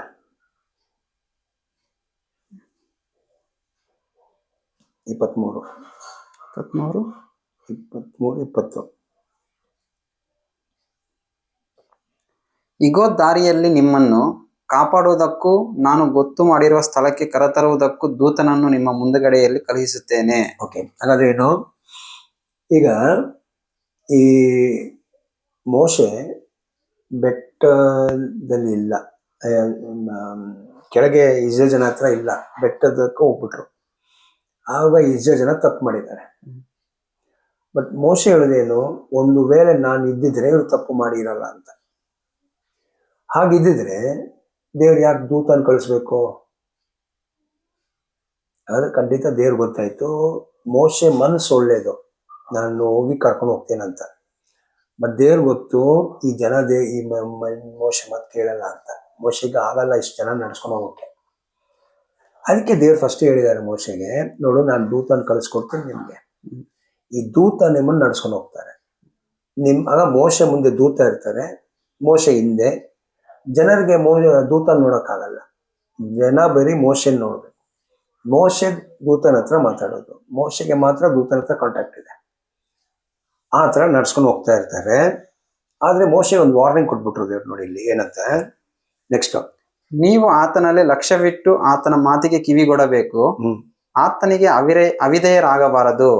ಅವಿಧೇಯರಾದರೆ ನಿಮ್ಮನ್ನು ಕ್ಷಮಿಸಲಾರನು. ನೋಡಿ, ಹಾಗಾದ್ರೆ ಇಲ್ಲಿ ಈ ದೂತ ನಿಮ್ಗೆ ಹೇಳುವಾಗ ಈ ದೂತನ ಮಾತು ನೀವೇನ್ ಮಾಡಬಾರ್ದು, ಅವಿಧೇಯರಾಗಿ ನಡಿಬಾರ್ದು. ಯಾವಾಗಲೂ ದೂತನ ಮಾತಿಗೆ ನೀವು ವಿಧೇಯರಾಗಿ ಇರ್ಬೇಕು. ಹಾಗಾದ್ರೆ ಏನು? ದೂತ ಮೋಶೆಗೆ ಹೇಳೋದು, ಮೋಶೆ ಜನರಿಗೆ ಹೇಳುವಾಗ ಜನ ಮೋಶೆ ಮಾತು ಕೇಳಿದ್ರೆ ಅದು ದೂತರ ಮಾತು ಕೇಳಿರೋ ತರ ಆಯ್ತು, ದೂತರ ಮಾತು ಕೇಳಿದ್ರೆ ದೇವ್ರ ಮಾತು ಕೇಳೋ ತರ ಆಯ್ತು. ಈ ತರ ಒಂದು ಚೈನ್ ಮಾಡ್ಬಿಟ್ರು ದೇವರು. ಈಗ ದೂತನು ಇವ್ರು ನಡ್ಸ್ಕೊಂಡು ಹೋಗ್ತಾ ಇರ್ತಾರೆ. ಈಗ ನೆಕ್ಸ್ಟ್ ನೋಡಿ, ನನ್ನ ನಾಮ ಮಹಿಮೆಯು ಆತನಲ್ಲಿ ಇರುವುದು. ನಾಮ ಮಹಿಮೆ ಅಲ್ಲ, ನನ್ನ ಅಧಿಕಾರ ಕೊಟ್ಟಿದ್ದೇನೆ. ನನ್ನ ನಾಮ ಮಹಿಮೆ ಏನು? ನನ್ನ ನಾಟ್ ರೈಟ್ ಟ್ರಾನ್ಸ್ಲೇಷನ್ಸ್ ಇಲ್ಲಿರೋದು ಕನ್ನಡ ಇಂಗ್ಲಿಷಲ್ಲಿ. For my name is in him. ನನ್ನ ಹೆಸರು ಅವನಲ್ಲಿದೆ. ನನ್ನ ನಾಮದ ಮಹಿಮೆ ಅಲ್ಲ. ನಾಮದ ಮಹಿಮೆ ಅಂದ್ರೆ ಏನಿದೆ? ನಾಟ್ ಅನ್ವಾಂಟೆಡ್ ಟ್ರಾನ್ಸ್ಲೇಷನ್ಸ್ ಅದು. ಓಕೆ, ಬಟ್ ಇದ್ರೂ ಅರ್ಥ ನಾಮದ ಮಹಿಮೆ ಅಲ್ಲ. ನನ್ನ ನಾಮಗೆ ಒಂದು ಮಹಿಮೆ ಅಂದ್ರೆ ಅಧಿಕಾರ, ಅಥಾರಿಟಿ. ಅಲ್ವಾ? ಈಗ ಒಂದು ಮುಖ್ಯಮಂತ್ರಿ ಅಂತ ಹೇಳಿದ್ರೆ ಏನು, ಮಂತ್ರಿಗಳಿಗೆ ಮುಖ್ಯ. ಪ್ರಧಾನಮಂತ್ರಿ ಅಂತ ಹೇಳಿದ್ರೆ ಮುಖ್ಯಮಂತ್ರಿಗಳಿಗೂ ಪ್ರಧಾನ. ಸೊ ಹಾಗಾದ್ರೆ ಒಂದು ಹೆಸರಲ್ಲಿ ಮಹಿಮೆ ಅಂತ ಹೇಳೋದು ಅಥಾರಿಟಿ, ಅಧಿಕಾರ. ಹಾಗಾದ್ರೆ ಏನ್ ಬಂದಿರ್ಬೇಕು? ನಾನು ನನ್ನ ಅಧಿಕಾರ ಕೊಟ್ಟಿದ್ದೀನಿ ಅದು ಬಂದಿರಬೇಕು. ನಾಮದ ಮಹಿಮೆ ಅಲ್ಲ. ಕರೆಕ್ಟಾಗಿ ಅದನ್ನು ಟ್ರಾನ್ಸ್ಲೇಷನ್ ಬೇಕಾದ್ರೆ ಈ ತರ ಮಾಡಿರ್ಬೋದು. ನನ್ನ ಅಧಿಕಾರ ನಾನು ಆ ವ್ಯಕ್ತಿಗೆ ಕೊಟ್ಟಿದ್ದೀನಿ, ನನ್ನ ಅಥಾರಿಟಿ, ನನ್ನ ಪವರ್ ಅವ್ರಿಗೆ ಕೊಟ್ಟಿದ್ದೀನಿ ಅಂತ. ನಾಮದಲ್ಲಿ ಮಹಿಮೆ ಇದೆ, ಪವರ್, ಅಥಾರಿಟಿ. ಸೊ ಈಗ ನನ್ನ ಅಧಿಕಾರ ಅವ್ರ ಹತ್ರ ಇದೆ. ಹಾಗಾದ್ರೆ ಅವ್ರು ತೀರ್ಪು ತಗೊಂಡ್ರೆ ನಾನು ತೀರ್ಪು ತಗೊಳ್ಳೋ ತರ, ಅವ್ರು ಏನಾದ್ರು ತಗೊಂಡ್ರೆ ನಾನು ಚೇಂಜ್ ಮಾಡಲ್ಲ ಅಂತ ಆಯ್ತು. ನೆಕ್ಸ್ಟ್, ನೀವು ಆತನ ಮಾತನ್ನು ಶ್ರದ್ಧೆಯಿಂದ ಲಾಲಿಸಿ ನನ್ನ ಆಜ್ಞೆಗಳನ್ನೆಲ್ಲ ನಡೆಸಿದರೆ ನಾನು ನಿಮ್ಮ ಶತ್ರುಗಳಿಗೆ ಶತ್ರುವಾಗಿಯೂ ನಿಮ್ಮನ್ನು ಪೀಡಿಸುವವರನ್ನು ಪೀಡಿಸುವವನಾಗಿ ಇರುವೆನು. ಅಬ್ರಾಮ್ಗೆ ಹೇಳಿರೋ ತರನೇ ಬಂತು. ನೀವು ದೂತನ ಮಾತು ಕೇಳಿ ನಡೆದ್ರೆ ನಿಮಗೆ ಶತ್ರು ಆಗೋರಿಗೆ ನಾನು ಶತ್ರು ಆಗ್ತೇನೆ. ಹಾಗಾದ್ರೆ ಏನು? ನಿಮ್ಮ ಶತ್ರು ಕೈಯಿಂದ ನಾನು ನಿಮ್ಮನ್ನು ರಕ್ಷಿಸ್ತೀನಿ ಅಂತ ಅರ್ಥ. ಅದು ಅರ್ಥ. ನೀವು ದೂತನ ಮಾತು ಕೇಳ್ಕೊಂಡು ನಡೆಯುವಾಗ ವಿರೋಧಿ ಕಡೆಯಿಂದ ನಿಮ್ಗಿಂತ ಶಕ್ತಿಶಾಲಿಗಳು ಬಂದ್ರೆ ಅವರನ್ನು ಗೆಲ್ಲೋಕ್ ಬಿಡಲ್ಲ ನಾನು. ದೂತ ಸಾಕು, ಅವರನ್ನು ಹೋರಾಟ ಮಾಡಿ ಗೆಲ್ಲೋಕೆ ನಾನು ದೂತನಿಗೆ ಅಧಿಕಾರ ಕೊಟ್ಟಿದ್ದೇನೆ. ನನ್ನ ಪರ್ವದಿಂದ ದೂತ ಯುದ್ಧ ಮಾಡಿ ಗೆದ್ದು ಬಿಡ್ತಾರೆ. ಆಗ ನಿಮ್ಗೆ ಏನು ಮುಟ್ಟಕ್ ಬಿಡಲ್ಲ ನಾನು. ನಿಮ್ಮ ಹತ್ರ ಏನು ಬರಲ್ಲ, ಯಾವ ಶಕ್ತಿನೂ ನಿಮ್ಮನ್ನು ಮುಟ್ಟಕ್ಕಾಗಲ್ಲ. ಒಂದೇ ಒಂದು ವಿಷಯ ಏನು, ದೂತನಿಗೆ ನೀವು ವಿಧೇಯರಾಗಿರ್ಬೇಕು. ಹಾಗಾದ್ರೆ ನಿಮ್ಮ ಶತ್ರು ನನ್ನ ಶತ್ರು ಅಂತ ಹೇಳಿದ್ರು. ಹಾಗಾದ್ರೆ ದೇವರ ಶತ್ರು ಜನಗೆ ಶತ್ರು ಆಗುವಾಗ ದೇವ್ರ ಹತ್ತಿದ್ರೆ ಅದೇ ಶತ್ರುಗಳು ನಾನು ನೋಡ್ಕೊಳ್ತೇನೆ ಅಂತ. ಒಂದೇ ಮಾತೇನು, ಇವ್ರನ್ನು ಕೇಳ್ಕೊಂಡು ನಡ್ಕೊಂಡು ಹೋಗ್ಬೇಕು. ಆಯ್ತಾ? ಇದು ಎಲ್ಲಿ ತನಕ ಬರ್ತಾ ಇದೆ? ಕಾನಾನಲ್ಲಿ ಸೇರಿಸುವ ತನಕ. ಅದು ಒಂದು ಸತ್ಯ ಬೇರೆ, ಇದು ಕಾನಾನಲ್ಲಿ ಸೇರಿಸೋ ತನಕ. ಈಗ ಇವತ್ತು ನಾವು ನೋಡ್ತಾ ಇರೋ 40 ದಿವಸ ಆಗಿದ್ಮೇಲೆ ಬಂದಿರೋ ತಪ್ಪು. 40 ದಿವಸ ಬಂದ್ಮೇಲೆ ತಪ್ಪು ಏನು ಬಸವನ್ ಮಾಡಿದ್ರಲ್ಲ, ಆ ವ್ಯಕ್ತಿಗಳ ಬಗ್ಗೆ ಮಾತ್ರ ಈಗ ನಾವು ನೋಡೋಣ ಏನಾಯ್ತು ಅಂತ. ಆಮೇಲೆ 40 ವರ್ಷ ನೋಡೋದು ಏನಂತ. ಸೊ ಈ ಕಾನಾನ್ ಕರ್ಕೊಂಡು ಹೋಗುವಾಗ ಈ ದೂತ ಹೇಳ್ತಿದ್ದಾರೆ ನೋಡಿ, ನನ್ನ ದೂತನು ನಿಮ್ಮ ಮುಂದೆ ಮುಂದೆ ನಡೆದು ಅಮೋರಿಯರು, ಹಿತ್ತಿಯರು, ಪೆರಿಜಿಯರು, ಕಾನಾನ್ಯರು, ಹಿವಿಯರು, ಯಬುಸಿಯರು ಇರುವ ದೇಶಕ್ಕೆ ನಿಮ್ಮನ್ನು ಸೇರಿಸುವರು. ಹಾಗೆ ಅರ್ಥ ಏನು? ನನ್ನ ದೂತ ನಿಮ್ಮನ್ನು ಈ ಜಾಗಕ್ಕೆ ಕರ್ಕೊಂಡು ಹೋಗ್ತಾರೆ. ಈ ಜಾಗಕ್ಕೆ ಹೋದ ತಕ್ಷಣ ನಿಮ್ಗೆ ಸ್ವತಂತ್ರ ಬಂದಿಲ್ಲ, ನಿಮ್ಗೆ ಅಲ್ಲೂ ಶತ್ರು ಕಾಯ್ತಿದ್ದಾರೆ, ಒಂದು 7 ದೇಶ. ಇದ್ರ ಆಮೇಲೆ ನೋಡೋಣ. ಅರ್ಥ, ನೀವು ಅಲುಜೇನು ದೇಶದಲ್ಲಿ ಕಾಲಿಕ್ಕ ತಕ್ಷಣ ನಿಮ್ಗೆ ಅದು ಸ್ವತಂತ್ರವಾಗಿ ಸಿಕ್ಕಲ್ಲ ಅಷ್ಟು ಬೇಗ. ಕಾರಣ ನಿಮ್ಗಿಂತ ಬಲಿಷ್ಠವಾಗಿರುವ 7 ರಾಜ್ಯ ಅಲ್ಲಿದೆ, ಅವ್ರನ್ನ ಸೋಲಿಸ್ಬೇಕು ನೀವು. ಹಾಗಾದ್ರೆ ಅರ್ಥ ಏನು? ಕಾನಾನಲ್ಲಿ ಸೇರೋ ತನಕ ಶತ್ರು ಬರಬಾರ್ದು. ಕಾನಾನಲ್ಲಿ ಸೇರಿದ ಮೇಲೂ ಶತ್ರು ಇದ್ದಾರೆ ಅಲ್ಲಿ. ಕಾನಾನಲ್ಲಿ ಆಲ್ರೆಡಿ ಶತ್ರು ಕೂತ್ಕೊಂಡಿದ್ದಾರೆ. ಇದು ಸೈತಾನಲ್ಲ, ಇದು ಮನುಷ್ಯರು, ಇದು ರಾಜ್ಯಗಳು, ಈ ರಾಜ್ಯಗಳು. ಸೊ ಈ ರಾಜ್ಯಗಳನ್ನು ನೀವು ಗೆಲ್ಲಬೇಕು. ಹಾಗಾದ್ರೆ ದೂತ ಮಾತು ಕೇಳಿದ್ರೆ ಈ ರಾಜ್ಯಗಳು ನಿಮ್ಮಿಂದ ಹೋಗ್ಬಿಡ್ತಾರೆ. ಸೊ ಅಲ್ಲಿ ಹೇಳಿರೋದೆಲ್ಲ ನಾವು ಆಮೇಲೆ ಡೀಟೇಲ್ ತಿರ್ಗಾ ಬರ್ಬೇಕು ಈ ವಾಕ್ಯಗೆ. ಇವಾಗ ನಾವು ನೋಡ್ತಾ ಇರೋದೇನು? ಬರೀ ಈ 40 ದಿನ ಆಗಿದ್ಮೇಲೆ ಬಂದಿರೋ ತಪ್ಪಿಗೆ ಈ ಜನ ಯಾವ ತರ ನಡೆದ್ರು ಆಮೇಲೇನು. ಓಕೆ, ಬರೀ 40 ಡೇಸ್ದು. ಸೊ ಏನಾಯ್ತು ಈಗ? ಇವ್ರನ್ನು ದೂತ ಕರ್ಕೊಂಡು ಹೋಗ್ತಾ ಇದ್ದಾರೆ. ಕರ್ಕೊಂಡು ಹೋಗಿ ಅರಣ್ಯ 13ಗೆ ಬರ್ತಾ ಇದ್ದೀವಿ. ಸೊ ಕರ್ಕೊಂಡು ಹೋಗ್ತಾ ಇರುವಾಗ ಇಲ್ಲಿಂದ ಆಯ್ತು, ಇಲ್ಲಿಂದ ಬೆಟ್ಟ ಅಂತ ಇಳಿದು ಎಲ್ಲ ಆಗಿ ಕರ್ಕೊಂಡು ಹೋಗ್ತಿದ್ದಾರೆ. ಈಗ ಕರ್ಕೊಂಡು ಹೋಗುವಾಗ ಆಲ್ಮೋಸ್ಟ್ ಕಾನಾನಿಗೆ ಹತ್ತಿರ ಬಂದ್ಬಿಟ್ರು. ಕಾನಾನಿಗೆ ಯಾವ ದೇಶಕ್ಕೆ ಸೇರ್ಬೇಕು ಹತ್ರ ಬಂದ್ಬಿಟ್ರು ಇವರು. ಹಾಗಾದ್ರೆ ಹೇಳಿರೋ ಪ್ರಕಾರ ದೂತ ಅಲ್ಲಿ ಜಸ್ಟ್ ಒಂದು 2-3 ದಿನದಲ್ಲಿ ಅವ್ರನ್ನಲ್ಲಿ ಸೇರಿಸ್ಬೇಕು, ಇಲ್ಲ 1 ವಾರ 1 ತಿಂಗಳು ಸೇರಿಸ್ಬೇಕು. ಇವ್ರು ದೂತ ಮಾತು ಕೇಳಬೇಕು. ಆಯ್ತಾ? ಬಟ್ ದೇವ್ರೇನಂತ ಹೇಳಿದ್ರು, ಮೋಶೆ ನೀನು ಹೋಗು, ಇವತ್ತು ಇಲ್ಲಿ ಪಾಪ ಮಾಡಿರೋ ನಾನು ದಂಡಿಸ್ಬೇಕಂತ ಇದ್ದೆ, ಬಟ್ ನೀನು ಹೇಳಿದ್ದಕ್ಕೆ ನೀನು ಮಾಡ್ತಾ ಇದ್ದೀನಿ, ನೀನು ದೂತ ಜೊತೆ ಹೋಗು, ದೂತನ ಮೇಲೆ ಕರ್ಕೊಂಡು ಹೋಗ್ತಾರೆ. ಇನ್ನು ಮುಂದೆ ಯಾರು ಪಾಪ ಮಾಡ್ತಾರೋ ಅವ್ರ ಹೆಸರು ನಾನು ಜೀವ ಪುಸ್ತಕದಿಂದ ನೋಡಿದ್ದು, ಜೀವ ಪುಸ್ತಕದಿಂದ ತೆಗೆದಾಗ್ಬಿಡ್ತೀನಿ ಅಂತ ಹೇಳಿರೋದು. ಸೀರಿಯಸ್ ಜಡ್ಜ್ಮೆಂಟ್ ಇದು. ಇಲ್ಲಿ ಪರಲೋಕ ನರಕ ಅಂತ ಹೇಳಿಲ್ಲ. ನಾನು ಪರಲೋಕದಲ್ಲಿ ತೆಗೆದಾಕ್ಬಿಡ್ತೇನೆ, ನರಕಕ್ಕೆ ಕಳಿಸ್ತೇನೆ, ಏನೇನೂ ಹೇಳಿಲ್ಲ. ಜೀವ ಬುಕ್ಕಿಂದ ತೆಗೆದಾಕ್ಬಿಡ್ತೀನಿ. ಅರ್ಥ ಅಂದ್ರೆ ಮೃತ್ಯು ಲೋಕ, ಜೀವಲೋಕ. ಜೀವಲೋಕದ ಹೆಸರು ತೆಗೆದಾಕ್ಬಿಟ್ರೆ ನರಕ ಅಲ್ಲ ಹೋಗೋದು, ನರಕದಲ್ಲಿ ಬೆಂಕಿ ಇದೆ, ನರಕದಲ್ಲೆಲ್ಲ ಹೋಗೋದು, ಮೃತ್ಯು ಲೋಕಕ್ಕೆ ಹೋಗ್ಬೇಕು. ಮೃತ್ಯು ಲೋಕ. ಸೊ ಇಲ್ಲಿ ನರಕ ಹೇಳಿಲ್ಲ, ಪರಲೋಕ ಹೇಳಿಲ್ಲ, ಜೀವದ ಲೋಕ, ಮೃತ್ಯು ಲೋಕ. ಅವ್ರ ಹೆಸರು ನನ್ನ ಜೀವಲೋಕದಲ್ಲಿ ಬರಬೇಕು. ಅವರು ನನಗೆ ಭವಿಷ್ಯ ಕಾಲದಲ್ಲಿ ಯಾಜಕರಾಗಬೇಕು, ಭವಿಷ್ಯ ಕಾಲದಲ್ಲಿ ಸೌಖ್ಯ ಜನ ಆಗಬೇಕು. ಆದರೆ ನಾನು ಅಲ್ಲಿ ಸೇರಿಸಲ್ಲ, ಮೃತ್ಯು ಲೋಕದಲ್ಲಿ ಸೇರಿಸ್ಬಿಡ್ತೇನೆ. ಜೀವ ಲೋಕದಲ್ಲಿ ಅವ್ರ ಹೆಸರು ತೆಗೆದಾಕ್ಬಿಡ್ತೇನೆ. ವಿಧೇಯರಾಗೋರ ಹೆಸರುಗಳನ್ನ ಜೀವದ ಬುಕ್ಕಲ್ಲಿ ಬರೀತಾ ಇತ್ತು. ಹಾಗಾದ್ರೆ ಜೀವ ಪುಸ್ತಕದಲ್ಲಿ ಹೆಸರು ಬರೆಯೋಕೆ ಸ್ಟಾರ್ಟ್ ಆಗ್ಬಿಟ್ಟಿದೆ. ಮೋಸೆಗೂ ಗೊತ್ತು ಅದು. ಅದರಲ್ಲಿ ಮೋಸೆ ಹೆಸರು ಇದೆ. ಅದಕ್ಕೆ ಮೋಸೆ ಹೇಳಿದ್ರು, ಆ ಬುಕ್ಕಿಂದ ನನ್ನ ಹೆಸರು ತೆಗೆದಾಕ್ಬಿಡಿ ಅಂತ, ನನಗೆ ಆ ಜೀವ ಬೇಡ ಅಂತ. ಈಗ ಇನ್ನು ಮುಂದೆ ಯಾರು ಮಾಡ್ತಾರೆ? ಹಾಗಾದ್ರೆ ಮೋಸೆ ಕರೆಕ್ಟಾಗಿ ನಡೆದ್ರೆ ಮೋಸೆ ಹೆಸರು ಅಲ್ಲೇ ಇರ್ತದೆ, ತೆಗಿಯಲ್ಲ. ತುಂಬ ಹೆಸರುಗಳು ಬರೆದಿದ್ದಾರೆ. ಯಾರ್ಯಾರು ತಪ್ಪು ಮಾಡ್ತಾರೆ ಅವ್ರು ಆಲ್ರೆಡಿ ಹೆಸರು ಬರೆದಾಯ್ತು ಅಲ್ಲಿ. ಇವರು ಐಗುಪ್ತು ಬಿಟ್ಟು ಬರುವಾಗ ಹೆಸರುಗಳು ಬರೆದ್ಬಿಟ್ರು, ಇವರೆಲ್ಲ ಸೇರ್ಬೇಕಂತ. ಬಟ್ ಈಗ 40 ದಿನ ಪಾಪ ಬಂದಿದೆ. ಈ 40 ದಿನ ಪಾಪಕ್ಕೆ ಎಲ್ಲರೂ ಸಂಹಾರ ಮಾಡಿಬಿಟ್ಟು ಮೋಸೆ ನಿನ್ನಲ್ಲಿ ನಾನು ಒಂದು ದೊಡ್ಡ ಜನಾಂಗ ಮಾಡ್ತೀನಿ ಅಂತ ಅಬ್ರಾಮ್ ಮಕ್ಕಳನ್ನ ಸಾಯಿಸ್ಬಿಟ್ಟು, ಅಬ್ರಾಮಲ್ಲಿ ನಿನ್ನನ್ನು ತಗೊಂಡು ನಾನು ನಿನ್ನಿಂದ ನಿನ್ನನ್ನು ಅಬ್ರಾಮ್ ತರ ಆಶೀರ್ವಾದ ಮಾಡಿ ನಿನ್ನಲ್ಲಿ ಪ್ರಾರಂಭ ಮಾಡ್ತೀನಿ ಅಂತ ಹೇಳಿದ್ರು. ಅವಾಗ ಮೋಸೆ ಹೇಳಿ ಬೇಡ, ಜನ ತಪ್ಪಾಗಿ ತಿಳ್ಕೊಳ್ತಾರೆ ಅಂತ ಹೇಳುವಾಗ ಅದೇ ಅಬ್ರಾಮ್ ಜನರಿಗೆ ಆಶೀರ್ವಾದ ಮುಂದಕ್ಕೆ ಕಂಟಿನ್ಯೂ ಆಗ್ತಾ ಇದೆ. ಬಟ್ ಕಂಡೀಷನ್ ಏನು? ಇನ್ನೊಂದು ತಪ್ಪು ಮಾಡಲೇಬಾರ್ದು. ಇನ್ನು ತಪ್ಪು ಮಾಡಿದ್ರೆ ಏನಾಗ್ತದೆ ಅಂತ ನೋಡ್ಬೇಕು. ಆಗ ಏನಾಯ್ತು? 13 ಬರುವಾಗ ಹತ್ರ ಸೇರುವಾಗ ಓದಿ. ಈಗ 13 ಅರಣ್ಯಕಾಂಡ. ಅರಣ್ಯಕಾಂಡ. ಯೆಹೋವನು ಮೋಶೆಗೆ, ನಾನು ಇಸ್ರಾಯೇಲ್ಯರಿಗೆ ಕೊಡುವ ಕಾನಾನ್ ದೇಶವನ್ನು ಸಂಚರಿಸಿ ನೋಡುವುದಕ್ಕೆ ನೀನು ಒಂದೊಂದು ಕುಲದಿಂದ ಒಬ್ಬೊಬ್ಬ ಮುಖ್ಯಸ್ಥನನ್ನು ಕಳುಹಿಸಬೇಕೆಂದು ಆಜ್ಞಾಪಿಸಿದನು. ಓಕೆನಾ? ಇದೇನೀಗ ಇವರು ಒಂಥರ ಪ್ರಧಾನಿಗಳು. ಯಾಕಂದ್ರೆ ಒಂದೇ ಇವರು ಯಾಜಕರು, ಆ ಅರ್ಥದಲ್ಲಿ ಪ್ರಧಾನಿಗಳಾಗಿದ್ದಾರೆ. ಇವರು ದೇವಾಲಯದಲ್ಲಿ ಬರಲ್ಲ, ಬಟ್ ಇವರು ಜನ ನಡೆಸುವಾಗ ಸತ್ಯ ಜನ ಆಗುವಾಗ. ಅದಕ್ಕೆ ಈ ಪ್ರಧಾನಿಗಳಲ್ಲಿ ಒಬ್ಬೊಬ್ಬರು ಒಂದೊಂದು ಗೋತ್ರಕ್ಕೆ ಒಬ್ಬೊಬ್ರು ಒಳ್ಳೆ ಸ್ಮಾರ್ಟ್ ಆಗಿರೋರು, ಒಳ್ಳೆ ಎಲ್ಲ ಗೋತ್ರಕ್ಕೆ ಅವರೇ ಪ್ರತಿನಿಧಿಯಾಗಿ ಹೋಗ್ತಾ ಇರೋದು. ಆಮೇಲೆ ಒಂದು ಗೋತ್ರದಲ್ಲಿ ಇವರು ತುಂಬಾ ಉನ್ನತನಾಗಿರೋ ವ್ಯಕ್ತಿ ಆರಿಸ್ಕೊಂಡು ಇವ್ರನ್ನ ಕಳಿಸ್ತಾ ಇದ್ದಾರೆ. ಇವರು 21 ಇಲ್ಲ 17 12 ಜನ. ಕಾನಾನ್ ದೇಶವನ್ನು ಸಂಚರಿಸಿ ನೋಡುವುದಕ್ಕೆ ಮೋಶೆ ಅವರನ್ನು ಕಳುಹಿಸುವಾಗ ಅವರಿಗೆ, ನೀವು ಕಾನಾನ್ ದೇಶದ ದಕ್ಷಿಣ ಪ್ರಾಂತ್ಯದ ಮಾರ್ಗವಾಗಿ ಬೆಟ್ಟದ ಸೀಮೆಗೆ ಹತ್ತಿ ಹೋಗಿ ಆ ದೇಶದ ಸಂಗತಿಗಳನ್ನೆಲ್ಲ ನೋಡಿ ತಿಳಿದುಕೊಳ್ಳಬೇಕು. ಓಕೆ, ಅಲ್ಲಿ ಹೋಗಿ ಏನಂತೆ? ಇವ್ರು ಹೋಗಿ ಇದೆಲ್ಲ ಕೇಳ್ಬಿಟ್ಟು ಕರೆಕ್ಟಾಗಿ ಏನೇನಿದೆ, ಅಲ್ಲಿ ಏನೇನು ನಡೀತಾ ಇದೆ ಅಂತೆಲ್ಲ ನೋಡಿ ಎಲ್ಲ ಬಂದು ಇವ್ರಿಗೆ ಸುದ್ದಿ ಕೊಡಬೇಕು. ಅದಕ್ಕೆ ಸಂಚಾರ ಮಾಡೋಕ್ಕೆ ಕಳಿಸಿರೋದು. ಇವ್ರು ಅಲ್ಲಿ ಹೋಗ್ಬಿಟ್ಟು ಎಲ್ಲ ನೋಡಿ, ಅಲ್ಲಿ ಇದ್ದಿದ್ದಾರೆ ಸ್ವಲ್ಪ ದಿವಸ ಇದ್ಬಿಟ್ಟು ಅಲ್ಲಿರೋ ಫಲಗಳೆಲ್ಲ ನೋಡಿ. 27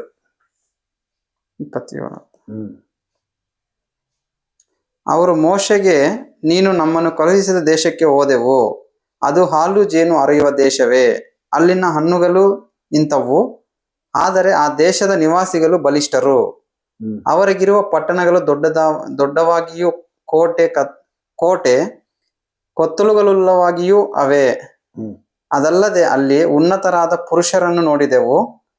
ದಕ್ಷಿಣ ಸೀಮೆಯಲ್ಲಿ ಅಮಾಲೇಕ್ಯರು, ಬೆಟ್ಟದ ಸೀಮೆಯಲ್ಲಿ ಹಿತ್ತಿಯರು, ಯಬೂಸಿಯರು, ಆಮೋರಿಯರು, ಇವರು ಸಮುದ್ರ ತೀರದಲ್ಲಿ ಮತ್ತು ಯೋರ್ದನ್ ಹೊಳೆಯ ಬಳಿಯಲ್ಲಿ ಕಾನಾನ್ಯರು ವಾಸವಾಗಿದ್ದಾರೆ. ಇದೇನೇ ದೇವ್ರು ಹೇಳುದು. ದೂತ ಇವ್ರು ನೋಡಿಸ್ತಾರೆ, ಕಾರಣ ಇವ್ರು ಬಲಿಷ್ಠರು, ಇವ್ರು ದೊಡ್ಡ ಸೈಜಲ್ಲಿರೋ ವ್ಯಕ್ತಿಗಳು.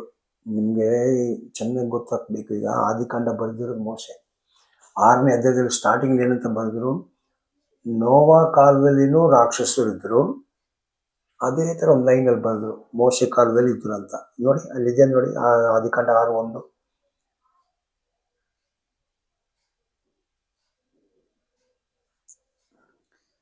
ಭೂಮಿಯ ಮೇಲೆ ಜನರು ಹೆಚ್ಚುತ್ತಾ ಅವರಿಗೆ ಹೆಣ್ಣು ಮಕ್ಕಳು ಹುಟ್ಟಲು ದೇವಪುತ್ರರು ಮನುಷ್ಯ ಪುತ್ರಿಯರ ಸೌಂದರ್ಯವನ್ನು ನೋಡಿ ತಮಗೆ ಇಷ್ಟರಾದವರನ್ನು ಹೆಂಡರನ್ನಾಗಿ ಮಾಡಿಕೊಂಡರು.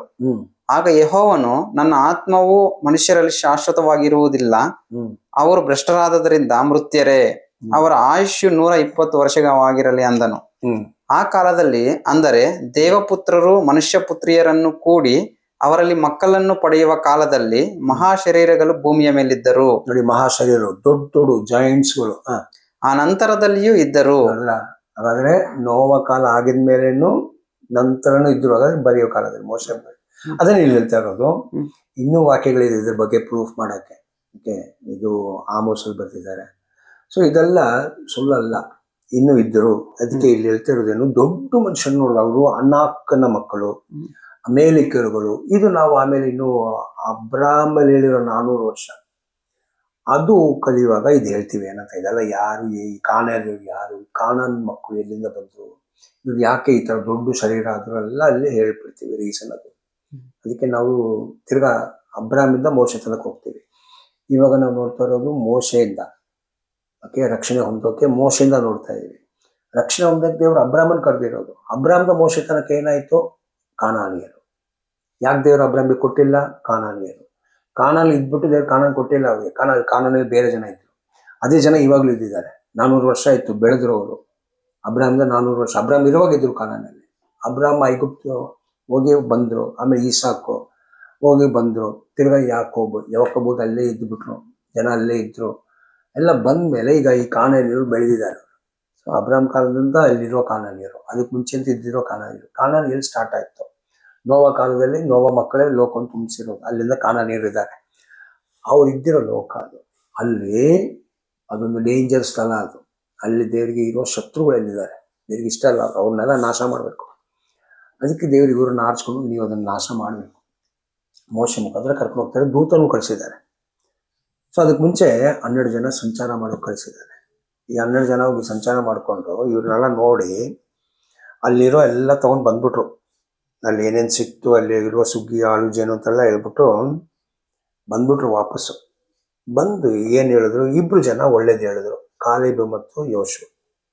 ಒಳ್ಳೆ ವಿಷಯ ಹೇಳಿದ್ರು. ನೋಡಿ, ಅದು ನೋಡಿರೋದು ನಿಜಾನೇ. 31. ಆದರೆ ಅವನ ಜೊತೆಯಲ್ಲಿ ಹೋದವರು ಆ ಜನರು ನಮಗಿಂತ ಬಲಿಷ್ಠರು. 30 ಇದೆಯಲ್ಲ ಫಸ್ಟ್ ಕಾಲೇಬ್. ಇಸ್ರಾಯೇಲ್ಯರು ಮೋಶೆಗೆ ವಿರೋಧವಾಗಿ ಗುಣಗುಟ್ಟಲಾಗಿ ಕಾಲೇಬನು ಅವನನ್ನು ಸುಮ್ಮನಿರಿಸಿ, ನಾವು ನಿರ್ಭಯವಾಗಿ ಆ ಬೆಟ್ಟದ ಸೀಮೆಗೆ ಹತ್ತಿ ಹೋಗಿ ಅದನ್ನು ಸ್ವಾಧೀನಪಡಿಸಿಕೊಳ್ಳೋಣ, ಅದನ್ನು ಜಯಿಸಿ ಬಲ್ಲೆವು ಎಂದು ಹೇಳಿದನು. ನೋಡಿ, ಅವರು ಹೇಳಿರೋದೇನು ನಂಬಿಕೆ. ಇವರಿಗೆ ಒಂದು ವಿಶ್ವಾಸ ಇತ್ತು. ಯಾಕೆಂದ್ರೆ ಕೆಂಪು ಸಮುದ್ರವನ್ನು ದೇವರು ಎರಡಾಗಿ ಮಾಡಿರೋ ದೇವರು, ಮತ್ತು ಫಾರೋನು ಅವ್ರ ಸೈನ್ಯರೆಲ್ಲ ನೀರಲ್ಲಿ ಹೋಗಿದ್ದು ನಾವು ನೋಡಿರೋರೆ. ಅಲ್ಲಿಂದ ನಮ್ಗೆ ಬಿಡಿಸಿರೋ ದೇವರು ದೂತನ ಜೊತೆಲಿದ್ದಾರೆ. ಹಾಗಾದ್ರೆ ನಾವು ಮಾಡುವ ಕೆಲಸ ನಾವು ಕರೆಕ್ಟಾಗಿ ಮಾಡಿದ್ರೆ ಇಷ್ಟು ದೊಡ್ಡ ಶತ್ರುಗಳನ್ನು ಸೋಲಿಸೋದು ಅಸಂಭವ ಅಲ್ಲ, ಸಂಭವನೆ ಮಾಡಬಹುದು. ಒಂದು ನಂಬಿಕೆ, ಅವರಿಗೆ ವಿಶ್ವಾಸ ಇದೆ. 10 ಜನರಿಗೆ ಇಲ್ಲ. ಅವ್ರು ಹೇಳ್ತಾ ಇರೋದು ಖಂಡಿತ ಆಗುತ್ತೆ ಅಂತ. ನೆಕ್ಸ್ಟ್, ಆದರೆ ಅವನ ಜೊತೆಯಲ್ಲಿ ಹೋದವರು ಓಕೆ ಬಿಡಿ, 33. ಅಲ್ಲಿ ನೆಫಿಲಿಯರನ್ನು, ಅಂದರೆ ನೆಫಿಲಿಯ ವಂಶದವರಾದ ಏನದು ನೆಫಿಲಿಯರು. ಈ ನೆಫಿಲಿಯಂ ಎಲ್ಲಿ ಬಂತು, ಆದಿಕಾಂಡ 6 ಹೌದು. ನೆಫಿಲಿಯರು ಈ ಜೈನ್ಸ್ ಅಂದ್ರೆ ದೊಡ್ಡ ಶರೀರ ಅಂತ ಹೇಳುವ ಪದ ನೆಫಿಲಿಯರು. ಅಲ್ಲಿ ದೊಡ್ಡ ಶರೀರ ಅಂತ ಆಗ್ಬಿಟ್ಟು ಇಂಗ್ಲಿಷ್ ಅಲ್ಲಿ ನೆಫಿಲಿಮ್ಸ್ ಅಂತ ಇರ್ತದೆ, ಕನ್ನಡದಲ್ಲಿ ಅಲ್ಲಿ ದೊಡ್ಡ ಶರೀರ ಅಂತ ಆಗ್ಬಿಟ್ಟು ಇಲ್ಲಿ ನೆಫಿಲಿಮ್ ಅಂತ ಹಾಕಿದ್ದಾರೆ. ಇದೇ ನೆಫಿಲಿಮ್ ಅಲ್ಲಿ ಹಾಕಿದ್ರೆ ಈಗ ಏನಾಯ್ತು, ಇವ್ರು ನೆಫಿಲಿಮ್ ಅಂತೆ, ಅವ್ರ ದೊಡ್ಡ ಶರೀರ ಇಲ್ಲ. 2 ಕಡೆ ಒಂದೇ ಇರೋದು ಒರಿಜಿನಲ್ ಅಲ್ಲಿ. ನೆಫಿಲಿಮ್ಸ್ ಆದಿಕಾಂಡ 6 ಇದರಲ್ಲಿ ನೆಫಿಲಿಮ್ಸ್, ಇಲ್ಲೂ ನೆಫಿಲಿಮ್ಸ್. ಆಯ್ತಾ, ಈ ತರ ನೆಫಿಲಿಮ್ ಇದ್ದಾರೆ. ನೋಡಿ, ಇದು ಭಾಷಾಂತರ ಮಾಡೋರು ಬೇಕು ಅಂತ ಡಿಫ್ರೆನ್ಸ್ಗಳು ಮಾಡಿ ನಿಮ್ಬೇಕು. ಬೈಬಲ್ ಇರೋ ಸತ್ಯ ಹಂಗೇ ಬೇಕು. ಆಗ ತುಂಬಾ ಡೌಟ್ಗಳಲ್ಲಿ ಬರ್ತಿದೆ. ಇದೆಲ್ಲ ಪ್ರತಿಯೊಂದಕ್ಕೂ ಆನ್ಸರ್ ಇದೆ. ಹಾಗಾದೇನು ಇವರೆಲ್ಲ ಹಿಂಗ್ ತಪ್ಪಿಸ್ಕೊಂಡ್ರ? ಆಗ ಪೇತ್ರ ಹೇಳಿದ್ರ 8 ಜನ, ನೋವ ಹೇಳಿದ್ರ 8 ಜನ, ಎಲ್ಲ ಬರೋಣ, ಎಲ್ಲದಕ್ಕೂ ಸಮಾಧಾನ ಇದೆ. ಎಲ್ಲ ಕರೆಕ್ಟ್. ಏನಕ್ಕೆ ಬರೆದ್ರು, ಇಲ್ಲಿ ಏನಕ್ಕೆ ಬಂತು, ಇದೆಲ್ಲ ಪ್ರತಿಯೊಂದಕ್ಕೂ ಉತ್ತರ ಇದೆ. ಇಲ್ಲಿ ನೆಫಿಲಿಯರು ಇದ್ದಾರೆ. ನೆಫಿಲಿಯ ವಂಶದವರಾದ ಉನ್ನತ ಪುರುಷರನ್ನು ನೋಡಿದೆನು, ನಾವು ಅವರ ಮುಂದೆ ಮಿಡತೆಗಳಂತೆ ಇದ್ದೇವೆ ಎಂದು ತಿಳ್ಕೊಂಡೆವು. ನಾವೆಂದ್ರೆ ನಾವು ಸುಮಾರು ಒಂದು 6 ಅಡಿ ಮನುಷ್ಯರು. ಆಗ ನಮ್ ಮುಂದೆ ಮಿಡತೆ ಹೆಂಗಿದೆ, ಸುಮ್ನೆ ಹೇಳಲ್ಲ ಯಾರು. ಇದು ಬಂದು ಹೆಂಗೆ ಸುಮ್ನೆ ಏನೋ ಏನಂತ ಹೇಳಿದ್ರು, ಎಕ್ಸಾಜರೇಷನ್ ಅಂತ ಇಂಗ್ಲಿಷ್ ಅಲ್ಲಿ ಹೇಳ್ತೀವಿ, ಸಣ್ಣ ಮಾತು ಇಲ್ಲ. ಅವ್ರ ಹಂಗೆ ಅನ್ಸುತ್ತೋ ಅವ್ರಿಗೆ. ಅದು ಅಡ್ಡ ಒಂದು ಮಿಡತೆ. ನಾವು ಮಿಡತೆ ನೋಡೋ ನಮ್ಗೆ ಹೆಂಗಿರ್ತದೆ, ಇದು ಮಿಡತೆ ಏನ್ ಮಾಡಕ್ ಆಗ್ತದೆ ಅಂತ. ಆ ರೀತಿಲಿ ಬನ್ನಿ. ಹಾಗಾದ್ರೆ ಒಂದು 6 ಅಡಿ ಮನುಷ್ಯರನ್ನು ಎಂತ ಮನುಷ್ಯರಾಗಿದ್ದಿರ್ಬೇಕು ಅವ್ರು. ನಮ್ಮನ್ನು ನೋಡ್ಬಿಟ್ಟು ಅವರು ಮಿಡತೆ ಅಂತ ಹೇಳೋ ತರ ಇರ್ಬೇಕಾದ್ರೆ ಬಿಡಿ, ಮೋಶೆ ಹೋಗಂತ ಒಂದು ವ್ಯಕ್ತಿ ಇದ್ದಾರಲ್ಲ, ಒಂದು ಅರಸ, ಅವನು ಸಾಯಿಸಿರೋ, ಅವನೇ 13 ಅಡಿ ಇದ್ದ. ಮೋಶೆ ಕಾಲದಲ್ಲೇ 40 ವರ್ಷ ಆಗಿದ್ಮೇಲೆ ಹೋಗಂತ ವ್ಯಕ್ತಿನ ಸಾಯಿಸಿ ಅವನು 13, ಬೈಬಲ್ ಲೆಕ್ಕ ಇದೆ ಅದು 13 ಅಡಿ ಅಂತ. ಗೋಲಿಯಾತು ಆಮೇಲೆ ದಾವಿದ್ ಕಾಲದಲ್ಲಿ ಬಂದಿರೋನು, ಅವನು 9 ಅಡಿ ಇದ್ದ. ಮಿನಿಮಮ್ 9 ಫೀಟ್ ಅಂತೆ ಅವನು. ಇವನು 13 ಅಡಿ ಅಂತೆ. ಸರಿ ಬಿಡಿ, ಎಲ್ಲ ಏನೋ ತಪ್ಪಾಯ್ತು. 10 ಅಡಿ ಮನುಷ್ಯ, 7 ಅಡಿ ಮನುಷ್ಯ ಎಲ್ಲಿದ್ದಾನೆ? ಇವಾಗಲೇ ಕೆಲವು 7 ಅಡಿ ಮನುಷ್ಯ ನಮ್ಮ ಕಣ್ಣು ಮುಂದೆ ಬಂದು ತುಂಬ ಚಿಕ್ಕದಾಗುತ್ತೆ.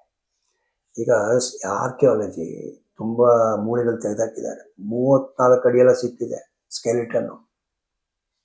ಮನುಷ್ಯನ ಸ್ಕೆಲಿಟನ್ನು 34 ಅಡಿ ಎಲ್ಲ ಸಿಕ್ಕಿದೆ. ಹಂಗಾದ್ರೆ 6 ಅಡಿಗೆ 3 ಸ್ಟೋರಿ ಬಿಲ್ಡಿಂಗು. ನಮ್ಮ ಮುಂದೆ ಒಂದು ಬಿಲ್ಡಿಂಗ್ ನಿಂತಿರೋ ಥರ ಇರ್ತದೆ, ಒಂದು ಬಿಲ್ಡಿಂಗ್ ಥರ. ಒಂದು 10 ಅಡಿಗೆ ಒಂದು ಫ್ಲೋರು, 30 ಅಂದರೆ 3 ಫ್ಲೋರು, 3 ಫ್ಲೋರ್ ಹೈಟಿಗೆ. ಹಾಗಾಗಿ ಹೋಗಿ ನೋಡಿದ್ರೆ ನಿಜಾನೇ, ನಾವು ಅವ್ರ ಮುಂದೆ ಬೇರೆ ಮಿಡ್ತಿದೆ, ಕಾಲು ತಿಕ್ಬಿಟ್ರೆ ನಾವು ಜಜ್ಜೋಗ್ಬಿಡ್ತೀವಿ, ನಾವು ಯುದ್ಧ ಮಾಡೋಕ್ಕಾಗಲ್ಲ ಅಂತ. ಇಲ್ಲಿ ವಿಷಯ ನಂಬಿಕೆ. ಇಲ್ಲಿ ಯುದ್ಧ ನಮ್ದಲ್ಲ, ಇವ್ರದಲ್ಲ. ಇಲ್ಲಿ ಯುದ್ಧ ಬಂದು ದೇವ್ರದು. ದೇವ್ರು ಕಳಿಸಿರುವಾಗ ಇವ್ರು ನಂಬಿಕಾಗಿರೋದೇನು? ದೇವ್ರು ಮಾಡ್ತಾರಂತ. ಏನು ಇವ್ರು ಕೆಂಪು ಸಮುದ್ರಕ್ಕಿಂತ ದೊಡ್ಡವ್ರ? ಇಲ್ಲ, ಕೆಂಪು ಸಮುದ್ರಕ್ಕಿಂತ ದೊಡ್ಡ ಶಕ್ತಿ ಇದೆಯಾ ಇವ್ರಿಗೆ? ಎಷ್ಟು ನೆಫ್ಲಿಮ್ ಆಗಲಿ, ಕೆಂಪು ಸಮುದ್ರ ಶಕ್ತಿ ಏನು? ಆ ಸಮುದ್ರ ಎಷ್ಟು ನೀರಿದೆ, ಅಲ್ಲಿ ದೇವ್ರಿಗಿದ್ದು ಇವ್ರನ್ನು ಸೋಲ್ಸೋಕ್ ಬಿಟ್ಟಿಲ್ಲ ಅಂತ. ದೇವ್ರಿಗೆ ಒಂದು ಸ್ವಲ್ಪ ನೆಫ್ಲಿಮ್ ಏನು ಕಷ್ಟನ? ಬಟ್ ಇಲ್ಲಿ ಏನಾಯ್ತು ಗೊತ್ತಾ, ದೇವರ ಜನರಿಗೆ ದೇವ್ರ ಮೇಲೆ ನಂಬಿಕೆ ಇಲ್ಲದ ಬಂತು ನೋಡಿ, ಅದು ದೇವರಿಗೆ ಮನಸ್ಸು ತುಂಬ ನೋವಾಯಿತು. ದೇವ್ರ ಜನರಿಗೆ ದೇವ್ರ ಮೇಲೆ, ಒಂದು ಮಕ್ಕಳಿಗೆ ಅವ್ರ ಅಪ್ಪನ ಮೇಲೆ ನಂಬಿಕೆ ಇರಬೇಕು. ಒಂದು ಮಕ್ಕಳಿಗೆ ಅಪ್ಪನ ಮೇಲೆ ನಂಬಿಕೆ ಇಲ್ಲ ಅಂದರೆ ಅಪ್ಪಗೆ ಹಿಂಗಿರ್ತದಂತ ಅಪ್ಪನ ಹತ್ರ ಹೋಗಿ ಕೇಳಿ ನೋಡಿ. ಮಗು ನನ್ನ ಅಪ್ಪನ ಮೇಲೆ ನನ್ನ ನಂಬಿಕೆ ಇಲ್ಲ ಅಂತ ಹೇಳಿದ್ರೆ ಅಪ್ಪ ನೇತಾಕೋದು ಬೆಸ್ಟ್.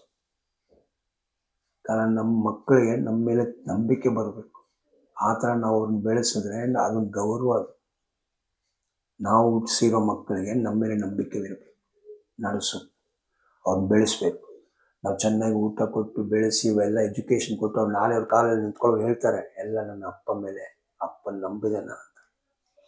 ಸೊ ಇಲ್ಲಿ ದೇವ್ರ ಆ ಥರ ಈ ಮಕ್ಕಳಿಗೆ, ನಾನು ನಿಮ್ಮನ್ನು ನಡೆಸ್ತೀನಿ, ನಾನು ನಿಮ್ಮ ತಂದೆ, ನಾನು ನಿಮ್ಮನ್ನು ನನ್ನ ಎದೆ ಮೇಲೆ ತೊಗೊಂಡು ಬರ್ತೀನಿ, ಕರ್ಕೊಂಡು ಹೋಗ್ಬಿಡ್ತೀನಿ. ಅಪ್ಪ ಮಾಡೋ ಕೆಲಸ ಅದು, ಎದೆ ಮೇಲೆ ಕರ್ಕೊಂಡು ಹೋಗಿ ಅಪ್ಪ ಮಾಡೋ ಕೆಲಸ. ಅಮ್ಮ ಎದೆ ಮೇಲೆ ಇತ್ತಲ್ಲ, ಅಮ್ಮ ಇಲ್ಲಿ ಸೊಂಟೆಲ್ಲ ಇರ್ತೀವಿ ಮಕ್ಕಳು. ಬೈಬಲ್ ಹೇಳೋದು, ತಂದೆ ಥರ ನಿಮ್ಮನ್ನು ನಾನು ಎದೆ ಮೇಲೆ ತೊಗೊಂಡು ಬರ್ತೀನಿ ಅಂತ. ಇವರು ಇಲ್ಲಿ ಯಾವ ನಂಬಿಕೆ ಮಾಡಿಬಿಟ್ರು ನೋಡಿ, ದೇವರಿಗೆ ಮನಸ್ಸು ತುಂಬ ಬೇಜಾರಾಯಿತು, ದೂತನಿಗೂ ತುಂಬ ಕಷ್ಟ ಆಯಿತು. ಇವ್ರು ಹೇಳಿರೋದು ನೆಕ್ಸ್ಟ್ ಹೇಳ್ತಾರೆ ನೋಡಿ, 14ನೇ ಅಧ್ಯಾಯದಲ್ಲಿ ಓದೀಗ. ಅದನ್ನು ಕೇಳಿ ಜನ ಸಮೂಹದವರೆಲ್ಲರೂ ಗಲ್ಲು ಮಾಡಿ ಬಹಳ ಕೂಗಿಕೊಂಡರು. ಆ ರಾತ್ರಿಯೆಲ್ಲ ಜನರು ಅಳುತ್ತಿದ್ದರು. ಇಸ್ರಾಯೇಲರೆಲ್ಲರೂ ಮೋಶೆ ಆರೋನರಿಗೆ ವಿರೋಧವಾಗಿ ಗುನುಗುಟ್ಟಿ, ನಾವು ಐಗುಪ್ತ ದೇಶದಲ್ಲಿಯೇ ಸತ್ತಿದ್ದರೆ ಎಷ್ಟೋ ಮೇಲಾಗಿತ್ತು, ಈ ಅರಣ್ಯದಲ್ಲಿ ಆದರೂ ಸತ್ತಿದ್ದರೆ ಮೇಲಾಗುತ್ತಿತ್ತು. ಯೆಹೋವನು ನಮ್ಮನ್ನು ಯಾಕೆ ಕತ್ತಿಯ ಬಾಯಿಯಿಂದ ಸಾಯಿಸುವುದಕ್ಕೆ ಈ ದೇಶಕ್ಕೆ ಬರಮಾಡುತ್ತಾನೆ? ಈ ತರ ನಮ್ಮ ದೇವರು ನಮ್ಮನ್ನು ಯಾಮಾರಿಸ್ಬಿಟ್ರು. ನಮ್ಮನ್ನು ಅಲ್ಲೇ ಗುಲಾಮಾಗಿ ನಾವು ಸತ್ತೋಗಿದ್ರೆ ಎಷ್ಟು ಮೇಲು. ಆದ್ರೆ ಈ ಯೆಹೋವ ದೇವರಂತ ದೇವರು ನೋಡಿ, ನಮ್ಮನ್ನು ಇವ್ರ ಕೈಗೆ ಸಾಯಿಸೋಕೆ ತಂತ್ರ ಮಾಡಿ ನಮ್ಮಲ್ಲಿ ಕರ್ಕೊಂಡು ಬಂದಿದ್ದಾರಂತೆ. ಹಾಗಾದ್ರೆ ನಮ್ಮನ್ನು ಐಗುಪ್ತದಿಂದ ಬಿಡಿಸಿರೋದು ಅದೊಂದು ತಂತ್ರ. ಯಾಕೆ ನಮ್ಮನ್ನು ಇವ್ರ ಕೈಯಲ್ಲಿ ಸಾಯಿಸ್ಬೇಕು? ಈ ಪದಕ್ಕೆ ಇದೆ ಅರ್ಥ. ಸ್ವಲ್ಪ ನಿಧಾನ ಯೋಚನೆ ಮಾಡಿ ನೋಡಿ, ಗೊತ್ತಾಗ್ತದೆ. ನಮ್ಮನ್ನು ಇವ್ರ ಕತ್ತಿ ಬಾಯಿಗೆ, ಹಾಗಾದ್ರೆ ಎಲ್ಲಿಂದ? ಕೆಂಪು ಸಮುದ್ರ ಬಿಟ್ಕೊಂಡು ಬಂದಿರೋದು. ಅಲ್ಲಿ ಕೆಂಪು ಸಮುದ್ರ ದೇವ್ರು ಹೇಳಿರೋದೇನು, ನೀವು ನಿಂತ್ಕೊಂಡು ನೋಡಿ ನನ್ನ ರಕ್ಷಣೆ ಅಂತ. ಅವಾಗ ಎಲ್ಲ ಹಾಡಾಡಿರೋರು ಇವರೆಲ್ಲ. ಈ ಒಂದು 6 ಲಕ್ಷ ವಯಸ್ಸು, 20 ವಯಸ್ಸು ಮೇಲೆ ಇರೋ 6 ಲಕ್ಷ ಗಂಡಸರು ಇವರೆಲ್ಲ ಅದರಲ್ಲಿ ಇರೋರು ಇವಾಗ ಹೇಳ್ತಿದ್ದಾರೆ. ಮೋಶೆ ನೋಡ್ಬಿಟ್ಟು, ಯಾಕೆ ಮೋಶೆ, ಯಾಕೆ ಹಿಂಗೆ ಮಾಡಿದೆ? ಯಾಮಾರ್ಸ್ತಾ ಇದೀರಾ? ಅಲ್ಲೇ ಸತ್ತೋದ್ರೆ ಎಷ್ಟು ಮೇಲು. ನೀನು ಸರಿ, ನಿನ್ನ ದೇವರು ಸರಿ, ಅಲ್ಲಿಂದ ನಮ್ಮನ್ನು ತಪ್ಪಿಸ್ಕೊಂಡು ಬಂದು ಇಲ್ಲಿ ಸಾಯಿಸೋಕೆನಾ? ಹಂಗಾಗಿ ಇದೆಲ್ಲ ಏನು ನಾಟಕ, ಡ್ರಾಮಾನ ಅಂತ ಕೇಳ್ತಾ ಇದ್ದಾರೆ. ದೇವ್ರಿಗೆ ತುಂಬ ಕೋಪ ಬಂದ್ಬಿಡ್ತು. ಆಗ ದೇವ್ರ ಮಾತು ಹೇಳ್ತಾ ಇದ್ದಾರೆ ನೋಡಿ, 14:30 ಓಕೆ 28. ನೀನು ಅವರಿಗೆ ಹೀಗೆ ಹೇಳಬೇಕು, ಯೆಹೋವನು ಹೇಳುವುದೇನೆಂದರೆ, ನನ್ನ ಜೀವದಾನೆ, ನೋಡಿದ್ರ, ನೀವು ನನಗೆ, ನನ್ನ ಮೇಲೆ ಸತ್ಯ ಮಾಡಿ ಹೇಳ್ತಾ ಇದ್ದೇನೆ. ದೇವ್ರು ಈ ಥರ ಇದು ಅಬ್ರಮ್ಗೆ ಹೇಳಿದ್ರು. ಈ ಥರ ಅಬ್ರಮ್ ತನ್ನ ಮಗನನ್ನು ಬಲಿ ಕೊಡುವಾಗ ದೇವ್ರು ಹೇಳಿದ್ರು, ನನ್ನ ಮೇಲೆ ನನ್ನ ಆನೆ ಇಟ್ಕೊಂಡು ಹೇಳ್ತೇನೆ, ಅಬ್ರಾಮ್, ನಿನ್ನನ್ನು ನಾನು ದೊಡ್ಡ ಜಾತಿ ಮಾಡ್ತೀನಿ. ಅದೇ ಮಕ್ಕಳಲ್ಲಿ ಕೆಲವರು ಇದೇ ಥರ ಮಾಡುವಾಗ ನಾನು ನನ್ನ ಮೇಲೆ ಆಣೆ ಬಿಟ್ಟು ಹೇಳ್ತಿದ್ದೀನಿ, ಈ ಜನ ಏನಾಗ್ತಾರೆ ಅಂತ. ಯಾವುದೋ ಈ 40 ದಿನ ಬೆಟ್ಟದಲ್ಲಿ ಮೋಶೆ ಇರುವ ಕೆಲವರು ತಪ್ಪು ಮಾಡುವಾಗ ಮುಖ್ಯವಾಗಿ ಅವ್ರನ್ನ ಪಾಪದಲ್ಲಿ ನಡೆಸಿರೋದು 300 ಜನ ಅಂತ ನಾವು ನೋಡ್ತಾ ಇದ್ದೀವಿ. ಆ ಯಾಚಕರು 300 ಜನ, ಅವ್ರನ್ನ ಆವತ್ತೇ ಅವರು ಕೊಂದಾಕ್ಬಿಟ್ರು. ಇನ್ನೂ ಉಳಿದಿರೋ ಜನ ಸಾಯಿಸ್ಬೇಕಂತ ದೇವ್ರು ತೀರ್ಮಾನ ಮಾಡುವಾಗ ಮೋಶೆ ಬೇಡ ಅಂತ ಹೇಳ್ಬಿಟ್ರು. ಅದಕ್ಕೆ ದೇವರು ಮೋಶೆಗೆ ಹೇಳಿದ್ರು, ಮೋಶೆ ನೀನು ಹೋಗು, ದೂತ ಜೊತೆಲಿ ಹೋಗು, ಅದೇ ಒಂದು ವಿಷಯ ತಿಳ್ಕೊ, ಯಾರು ತಪ್ಪು ಮಾಡ್ತಾರೋ ಹೆಸರು ನಾನು ತೆಗೆದಾಕ್ಬಿಡ್ತೇನೆ ಅಂತ. ಈಗ ಏನಾಯ್ತು, ಒಂದು 10 ಜನ ಬಂದ್ಬಿಟ್ಟು ಹೇಳುವಾಗ ತಿರ್ಗಾ ಎಲ್ಲ ಜನ 6 ಲಕ್ಷ ಜನ ಮೋಶೆಗೆ ವಿರೋಧವಾಗ್ಬಿಟ್ರು. ಯಾರ್ಯಾರು ವಿರೋಧವಾಗಿದ್ದಾರೆ ಅಂತ ನೋಡಿ ಈಗ. ನೀವು ನನಗೆ ಕೇಳಿಸುವಂತೆ ಅಂದುಕೊಂಡ ಪ್ರಕಾರವೇ ನಾನು ಮಾಡುತ್ತೇನೆ. ನಿಮ್ಮ ಶವಗಳು ಈ ಅರಣ್ಯದಲ್ಲಿಯೇ ಬೀಳುವವು. ನೀವು ನನಗೆ ವಿರೋಧವಾಗಿ ಗುಣಗುಟ್ಟಿದ್ದರಿಂದ ನಿಮ್ಮಲ್ಲಿ ಲೆಕ್ಕಿಸಲ್ಪಟ್ಟವರೆಲ್ಲರೂ, ಅಂದರೆ 20 ವರ್ಷ ಮೊದಲುಗೊಂಡು ಹೆಚ್ಚಾದ ವಯಸ್ಸುಳ್ಳವರೆಲ್ಲರೂ ಅರಣ್ಯದಲ್ಲೇ ಸಾಯುವರು. ಯೆಫುನ್ನೆಯ ಮಗನಾದ ಕಾಲೇಬ್ ಮತ್ತು ನೂನನ ಮಗನಾದ ಯೆಹೋಶುವನು ಇವರಿಬ್ಬರೇ ಹೊರತು ನಿಮ್ಮಲ್ಲಿ ಯಾರೂ ನಿಮ್ಮ ನಿವಾಸಕ್ಕಾಗಿ ನಾನು ಪ್ರಮಾಣ ಪೂರ್ವಕವಾಗಿ ವಾಗ್ದಾನ ಮಾಡಿದ ದೇಶವನ್ನು ಸೇರುವುದಿಲ್ಲ. ನೋಡುವ, ಈ ಜನ ಇವಾಗ 2 ತಪ್ಪಾಯ್ತು. 40 ದಿವಸ ಆಗಿದ್ಮೇಲೆ ಬಸವನ್ ಮಾಡಿರೋ ತಪ್ಪು, ತಿರ್ಗಾ ಸಂಚಾರ ಮಾಡಿಬಿಟ್ಟು ಆ ಊರು ಒಳ್ಳೇದಲ್ಲ, ಅಲ್ಲಿ ಸೇರಕ್ಕಾಗಲ್ಲ, ಅಲ್ಲಿ ವಾಗ್ದಾನ ಫಲಗಳಿದೆ, ಬಟ್ ಅಲ್ಲಿ ನಮ್ಗಿಂತ ದೊಡ್ಡ ಶಕ್ತಿಶಾಲಿಯಾಗಿರೋ ಶತ್ರುಗಳಿದ್ದಾರೆ ಅಂತ ಹೇಳುವಾಗ ಯಾರ್ಯಾರು ಗುಂಡ್ಬಿಟ್ರು, ಯಾರ್ಯಾರು ಇದು ಹೇಳಿದ್ರು ಯಾರು ಸೇರಲ್ಲ ಅಂತ. 20 ವಯಸ್ಸು ಮೇಲೆ ಯಾರ್ಯಾರು ಹೇಳಿದ್ರು ಯಾರು ಸೇರಲ್ಲ. ಆದರೆ ಪರರ ಪಾಲಾಗುವರೆಂದು ನೀವು ಹೇಳಿದ ನಿಮ್ಮ ಚಿಕ್ಕ ಮಕ್ಕಳನ್ನು ಅಲ್ಲಿಗೆ ಸೇರಿಸುವೆನು. ನೀವು ಬೇಡವೆಂದು ಹೇಳಿದ ದೇಶವನ್ನು ಅವರು ಅನುಭೋಗಿಸುವರು. ನೀವಂತೂ ಈ ಅರಣ್ಯದಲ್ಲಿ ಸಾಯುವಿರಿ. ನಿಮ್ಮೆಲ್ಲರ ಶವಗಳು ಈ ಅರಣ್ಯದಲ್ಲಿ ಬೀಳುವ ಪರ್ಯಂತರ ನೀವು ಮಾಡಿದ ದ್ರೋಹದ ಫಲವನ್ನು ನಿಮ್ಮ ಮಕ್ಕಳು ಅನುಭವಿಸುವವರಾಗಿ 40 ವರ್ಷ ಅರಣ್ಯವಾಸಿಗಳಾಗಿರಬೇಕು. ನೋಡುವ, ದೇವ್ರು ಏನ್ ನೋಡಿ, ದೇವ್ರದ್ದು ನೀತಿ ನೋಡಿ. ಈಗ ನೀವು ಮಾಡಿರೋ ತಪ್ಪದ ಫಲವಾಗಿ ನಿಮ್ಮ ಮಕ್ಕಳು ಸೇರ್ತಾರೆ ಅಲ್ಲಿ. ಆದರೆ ನೀವು ಮಾಡಿರೋ ತಪ್ಪಿಗೆ ನಿಮ್ಮ ಮಕ್ಕಳು ತಕ್ಷಣ ಸೇರಲ್ಲ, ಇವತ್ತು ನಾಳೆ ಸೇರಲ್ಲ. 40 ವರ್ಷ ಇಲ್ಲೇ ನಡೆದು ಆಮೇಲೆ ಸೇರಬೇಕು. ನೋಡಿ, ದೇವ್ರದ್ದು ಡಬಲ್ ಐಡಿಯಾ. ನೀವು ಮಾಡಿರೋ ತಪ್ಪಿಗೆ ಇವತ್ತೇ ದೇವ್ರು ಸಾಯಿಸಿರ್ಬೋದು, ಆವತ್ತೇ 1-2 ದಿವಸಕ್ಕೆ ಅವ್ರನ್ನ ಕರ್ಕೊಂಡು ಹೋಗಿರ್ಬೋದು. ಹಂಗೆ ಮಾಡಲ್ಲ ನಾನು ಅಂತ ಹೇಳೋದು. ಇಲ್ಲ, ಹಂಗೆ ಮಾಡಲ್ಲ ನಾನು ನಿಧಾನ ಮಾಡಿ, ನೀವೆಲ್ಲ ಇಲ್ಲೇ ಸಾಯ್ತೀರ, ಅವ್ರು ಅಲ್ಲಿ ಹೋಗ್ಬೇಕು. ಅದಕ್ಕೆ 40 ವರ್ಷ ಅರಣ್ಯದಲ್ಲೇ ನೀವು ಇರಬೇಕು. ಆ 40 ವರ್ಷ ಅರಣ್ಯದಲ್ಲಿರುವಾಗ ಇಲ್ಲಿ ಹುಟ್ಟುವ ಹೊಸ ಮಕ್ಕಳು, 20 ವಯಸ್ಸು ಕೆಳಗೆ ಇರೋರು ಮತ್ತು ಇನ್ನು ಹೊಸದಾಗಿ ಹುಟ್ಟುವ ಮಕ್ಕಳು 40 ವರ್ಷ ನಂತರ ಅಲ್ಲಿ ಹೋಗಿ ಸೇರ್ತಾರಂತೆ. ನೀವು ಆ ದೇಶವನ್ನು ಸಂಚರಿಸಿ ನೋಡಿದ 40 ದಿನಗಳಿಗೆ ಸಮನಾಗಿ ದಿನ ಒಂದಕ್ಕೆ 1 ಸಂವತ್ಸರದ ಮೇರೆಗೆ 40 ವರ್ಷ ನಿಮ್ಮ ಪಾಪದ ಫಲವನ್ನು ಅನುಭವಿಸುವವರಾಗಿ ನಾನು ಕೈ ಬಿಟ್ಟವರ ಗತಿ ಎಂಥದ್ದೆಂದು ತಿಳ್ಕೊಳ್ಳಬೇಕು. ಓಕೆ, ಏನಾಯ್ತು ನಾನು ಕೈ ಬಿಟ್ಟವರ ಗತಿ ಏನು ನೋಡಿ. ಇವ್ರು ಹೋಗಿ ಅಲ್ಲಿ ಇದ್ಬಿಟ್ಟು 40 ದಿವಸ ಆಗಿದ್ಮೇಲೆ ಬಂದಿದ್ದಾರೆ. 40 ದಿವಸ ಬಂದ ಮೇಲೆ ಇವ್ರು ರಿಪೋರ್ಟ್ ಕೊಟ್ಟಿರೋದು. ಹಾಗಾದ್ರೆ ನೀವು ಅಲ್ಲಿ ಇದ್ದಿರೋ 1 ದಿನ 1 ವರ್ಷ ಲೆಕ್ಕಕ್ಕೆ ನಾನು ನಿಮ್ಮನ್ನು ದಂಡಿಸಿ ಇದೇ ಅರಣ್ಯದಲ್ಲಿ ನಡೆಸಿ ಇಲ್ಲೇ ನಿಮ್ಮನ್ನು ಸಾಯಿಸ್ಬಿಡ್ತೀನಿ. ಇಲ್ಲಿ ಹುಟ್ಟಿರೋ ಮಕ್ಕಳು 20 ವಯಸ್ಸು ಕೆಳಗೆ ಇರೋರು, ಬಿಟ್ಟು ಬಂದಿರೋದ್ರಲ್ಲಿ 20 ವಯಸ್ಸು ಕೆಳಗೆ ಇರೋರು ಮತ್ತು ಇಲ್ಲಿ ಹುಟ್ಟೋ ಮಕ್ಕಳು, ಈ 40 ವರ್ಷದಲ್ಲಿ ಹುಟ್ಟೋ ಮಕ್ಕಳು, ಇವ್ರು ಮಾತ್ರ ಕಾನಾನಿಗೆ ಸೇರ್ತಾರೆ. ಸೊ ಅವ್ರು ಹೋಗಿ ಏನು ಮಾಡಬೇಕು, ಆ ಕಾನಾನಿರೋ ಶತ್ರುಗಳನ್ನು ದೂತ ಮಾತು ಕೇಳ್ಕೊಂಡು ಕಾನಾನಿರೋ ಶತ್ರುವನ್ನು ಓಡಿಸ್ಬೇಕು. ಓಡಿಸಿಲ್ಲ ಅಂದ್ರೆ ಅವ್ರ ಹೆಸರು ಜೀವ ಪುಸ್ತಕದಲ್ಲಿ ಇರಲ್ಲ. ಹಂಗಾದ್ರೆ ಭವಿಷ್ಯ ಕಾಲದಲ್ಲಿ ಅವರು ಯಾಜಕರಾಗಲ್ಲ. ಬಟ್ ಇವಾಗ ಈ 40 ದಿವಸದ ನಂತರ ಮಾಡಿರೋ ಪಾಪ, ಬೆಟ್ಟದ ಮೇಲೆ ಮೋಶೆ ಇರುವಾಗ ಕೆಳಗೆ ಬಸವ ಮಾಡಿರೋರು ಈ 40 ವರ್ಷದಲ್ಲಿ ಸತ್ತೋಗ್ಬಿಡ್ತಾರೆ. ಕಾನಾನಿಗೆ ಮುಟ್ಟಲ್ಲ, ಕಾನಾನಿಗೆ ಸೇರಲ್ಲ. ಹಾಗಾದ್ರೆ ದೇವರು ಅಬ್ರಹಾಂ ಮೋಶೆಗೆ ಹೇಳಿರೋ ಮಾತು, ನಾನು ದಂಡಿಸ್ತೀನಿ, ನಾನು ನಾಶ ಮಾಡ್ಬೇಕಂತ ಹೇಳಿರುವ 6 ಲಕ್ಷ ಜನರು ಇಬ್ರು ಬಿಟ್ಟು, 20 ವಯಸ್ಸು ಮೇಲೆ ಇಬ್ರು ಬಿಟ್ಟು ಎಲ್ಲರೂ ಸಾಯಲೇಬೇಕು. ಹಂಗೆ ಆಯ್ತಲ್ಲ, ಒಬ್ರು ಬಿಟ್ಟಿಲ್ಲ ನೋಡಿ, ಒಬ್ರು ತಪ್ಪಿಸ್ಕೊಂಡಿಲ್ಲ. ಆವತ್ತು ಯಾರ್ಯಾರು ತಪ್ಪು ಮಾಡಿದ್ರು ಎಲ್ಲ ಈ ಅರಣ್ಯದಲ್ಲಿ ಮೇನ್ ತಪ್ಪು ಮಾಡಿದ್ರು 3,000 ಯಾಜಕರ ಮುಖಾಂತರ ಬಂದಿರೋದು. ಬಟ್ ಇದ್ರಲ್ಲಿ ಯಾರ್ಯಾರು ಭಾಗವಹಿಸೋದಂತ ದೇವ್ರಿಗೆ ಗೊತ್ತಿತ್ತು. ಅದಕ್ಕೆ ದೇವತೆ ಅವ್ರಿಗೆ ಹೇಳಿದ್ರು ಮೋಶೆಗೆ ಎಲ್ಲರೂ ಸಾಯಿಸ್ಬಿಡ್ತೀನಿ ಅಂತ. ಆಗ ಮೋಶೆಗೆ ಎಲ್ಲರೂ ಸಾಯಿಸ್ಬಿಡಿ, ಒಳ್ಳೇದಲ್ಲ ಅಂತ. ಸರಿ, ನಿಮ್ಮ ಚಿತ್ತನೇ ಆಗಲಿ ಮೋಶೆ, ನಿಮ್ಮ ಇಷ್ಟನೇ ಆಗಿ ನಡ್ಸ್ಕೊಂಡು ನೀನೇ ನೋಡ್ತೀಯ ನೋಡು, ಈ ಜನ ತಿರ್ಗಾ ತಪ್ಪು ಮಾಡ್ತಾರೆ ಅಂತ. ಇವಾಗಲೇ ಮೋಶೆ ಗೊತ್ತಾಗ್ಬಿಡ್ತು. ಅಲ್ಲಿ 40 ದಿವಸ ಮೇಲೆ ಬಸವ ಮಾಡಿರೋ ಎಲ್ಲ ಜನ ತಿರ್ಗಾ ತಪ್ಪು ಮಾಡ್ತಿದ್ದಾರೆ 2ನೇ ಸಲ. ಅದಕ್ಕೆ ದೇವರು ಹೇಳಿದ್ರು, ಮೋಶೆ ಇವ್ರು ಈ ಅರಣ್ಯದಲ್ಲೇ ಸಾಯ್ಬೇಕು, ಇವ್ರು ಹೋಗಿ ಸೇರಲ್ಲ, ಈ ಅರಣ್ಯದಲ್ಲೇ ಸಾಯ್ತಾರೆ.